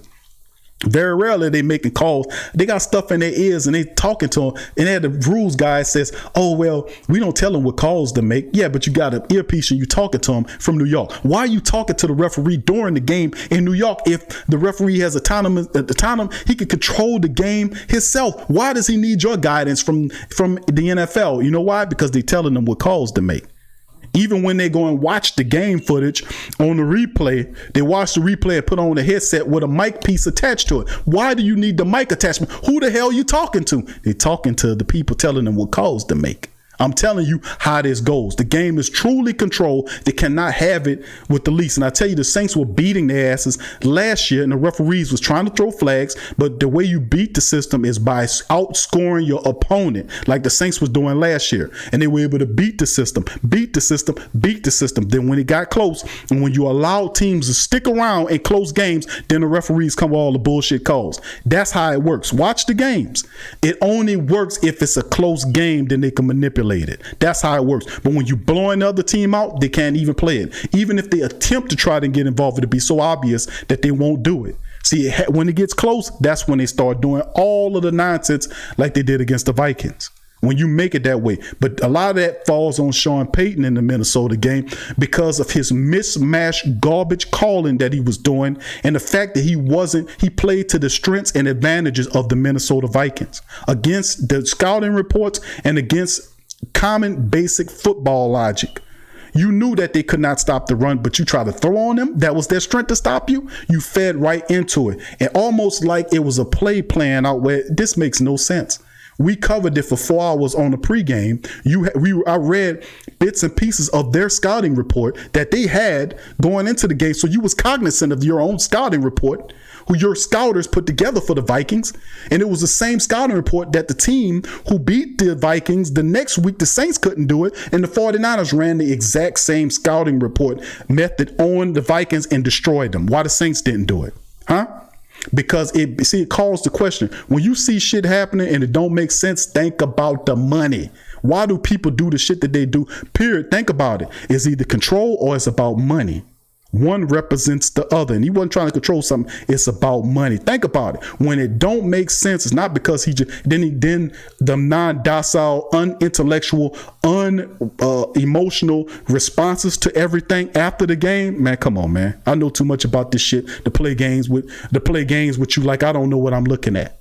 You know, and that pissed a lot of people off to turn the TV off and they left watching the Saints because of that. It was clear to a lot of people.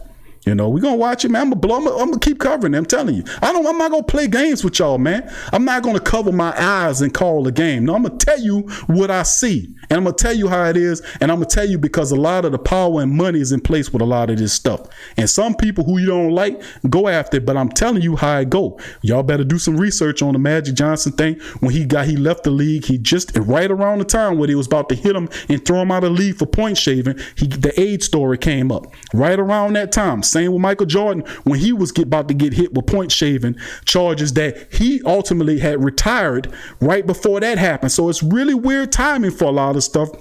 Just food for thought. That's all I'm saying, family. Big money out there in these professional sports. I'm telling you. It's never always what they tell you. It's always another veneer, another layer, another level to everything that we see. We live in a 3-dimensional world, family. Remember that. Not 1-dimensional. And usually when somebody tell you the story, there's always a story beneath the story. Sometimes 3 times over. And if you really want to get the information, you better start reading and do a little digging and get your mind on that. All right. Just Derek says, what happened to the black paint, the black paints with the black pants, I guess he was saying pants, with gold trim in them. It was back when Ditka was here. I don't know. I think they switched from that style. I guess they didn't want anything to do with any Ditka era, anything. I know I wouldn't. I don't want nothing from the Ditka era. You know what I'm saying? But thanks for that question, Hennessy. Gundam says Saints mental toughness is horrible in the playoffs. They absolutely are ratchet in the playoffs. They stink in the playoffs. A lot of these games, especially against the Minnesota Vikings game, the first Vikings 3 years ago game, Saints had to come from behind to get that game. And then all they had to do was make one tackle to secure the game. It was a suspect play called by the defensive coordinator that set up that horrible play. Remember that. The reason why you got Marcus Williams back there by himself when they should have been more of a prevent defense, horrible play calling, suspect play calling, nonsensical play calling, stuff that you would not do in preseason games and regular season games, you were doing in playoff games, like going for it on 4th and 1 and all this other stuff that happened in the second Minnesota playoff game. A lot of suspect thinking that challenges your thinking about what the hell they're thinking about. These coaches don't get to these moments and then knowingly do stupid things that hurt their teams. Well, at least you wouldn't think they would unless there's an agenda. I'm always the one studying behind why stuff happens like what it is. But the truth be told is the Saints have been absolutely horrible in the playoffs. They've blown away the regular season, which actually brings up a thought is the Saints are regular season champions, but playoff flubs. Despite a Hall of Fame quarterback, a good running game and weapons all over the team, they continue and consistently fall apart in the playoffs, which is disconcerting. They're speaking to our mental toughness. Are we mentally as tough as we think we are? Because we can dominate and smack down the Falcons and Bucks and other teams in the regular season. But the question is, you can't help but to think 3 years or 3 or more years running now that the Saints continue to fall through the floor in terms of the playoffs. What the hell is going on? And it's mistakes that they're making to themselves in the playoffs. And even the coaching staff with dumbass play calling. Not utilizing the running game, which is a severe mistake in the playoffs, because you want to utilize the running game to run the clock, to lessen your opponent's chances of having more opportunities to score. This is not it's just absolutely I don't want to say stupid, but it is. Where's the mental toughness of the Saints in the playoffs? That's the question. We know they're going to blow teams away. They're going to win 12 or 13 games again next year. They're going to dominate the NFC West, the NFC South, we hope, next year. But when it comes to the playoffs, my thing is what happens in the playoffs. The last 3 years, y'all have showed us nothing. You showed us nothing but mistake-free football of the highest order, and I'm tired of watching it. I'm tired of watching you just dissect and destroy and annihilate the regular season, then get into the playoffs and fall apart against teams that you're better than in your own buildings. It stinks, it sucks, and it's garbage. I'm tired of watching it. I'm just keeping it real with you. It makes absolutely no sense that we are this terrible, this dysfunctional, this impotent. That's what it is. That's the term, impotent. The Saints playoffs playing in they play impotent Saints football. That's what it is. Impotent. That's what the hell it is. I'm not going to pull punches off of it because that's something that we need to focus on in the playoffs. We can tear up the regular season all we want, but it don't mean nothing when you get into the playoffs and then you flame out against a team that you better than in your own building. And then you have Kirk Cousins, who has a history of being a professional flub in big money situations, earn a contract extension off your ass. Even though he got tore up by the 49ers, he earned a 2-year contract because he took you apart. He took you apart. You couldn't get to him, couldn't ruffle his feathers. He was back there looking like Joe Montana throwing on you. But you couldn't lay a glove on Kirk Cousins. He out there scrambling around, throwing the ball on the run. What was the pass rush? That's what I was saying about pass rush and about the Saints. You can get another 12 or 13 wins all you want. That don't mean a hill of shit. I'm telling you, off top, y'all use y'all common sense. 11 wins the 3 years ago, then 2 wins back-to-back, 13 and 13, and back-to-back seasons prior to that, 11 wins. That's a lot of wins. But what does that mean in the end? That doesn't mean a goddamn thing because you ain't hosting no trophies. You ain't holding up no belts. You ain't holding up no rings. What does 13-3 mean to a Super Bowl team but wasting time? You wasting time and you wasted Drew Brees' best years with suspect, garbage, impudent ass football in the playoffs. I'm sick of it, and I'm hopefully a lot of the players on the team are sick of it, are sick of having this ridiculous form of playoff football where we get in there and make all these stupid mistakes. You don't supposed to be making mistakes like that in the playoffs, man. Come on. Paul says, Gundam, I agree, big time Saints just too predictable in the playoffs. Devin says that's where the youth shows up in the playoffs. KT's Q better fit our offense.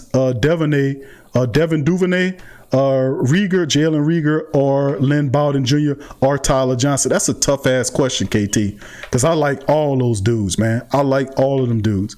I think Tyler Johnson works well in the slot for the Saints because he's tough. He can, he, even so, though they say he's not fast, but he has the ability to create separation, to make catches. He makes a lot of contested catches. And I think Tyler's fantastic. Lynn Bowden Jr. is super versatile. He can play running back, quarterback, all this stuff. And then you look at guys like Devin Duvernay, who's a speedster, who can get up the field. And Rieger is a guy that's balanced as well. Tough question. Depends on, you can employ all those guys, but if I was forced to make a pick out of all those guys, I love Devin Duvernay. Jalen Rieger, special out of TCU. Bowden's a masterpiece. But right now I think we need a slot guy. We need a slot guy to help us out. I think Tyler Johnson, I'll probably go with Tyler Johnson, KT. Thank you. Scoop says, oh snap, to the L. I just read $5 million in cap space and it's $29 million and make $5 million left. Yeah, that is a lot. KT says, Q, how credence are giving to the rumors that the Saints are interested in Jonathan Taylor from Wisconsin? I've seen reports where they did see about, they've talked to several running back prospects. I think Taylor is the highest of the prospects. But you got to look at it. You got to look at it if you're the Saints, to be honest with you. You got to look at that because you don't know what's going to happen with Alvin Kamara. And all you have is Latavius Murray. Dwayne Washington is a free agent. So then everything else is just, you hadn't brought a running back in during the free agency period. So you got to look at a guy, if something happened, if you can't meet between the line with Kamara, you got to look at the offense and you got to keep it going. So, I wouldn't be, upset about them looking, but you never know. If Kamara is aggressive with his money and you don't pay it, then you got to have somebody to keep the team rolling. And like Bob Rose, Sports Illustrated says, nobody but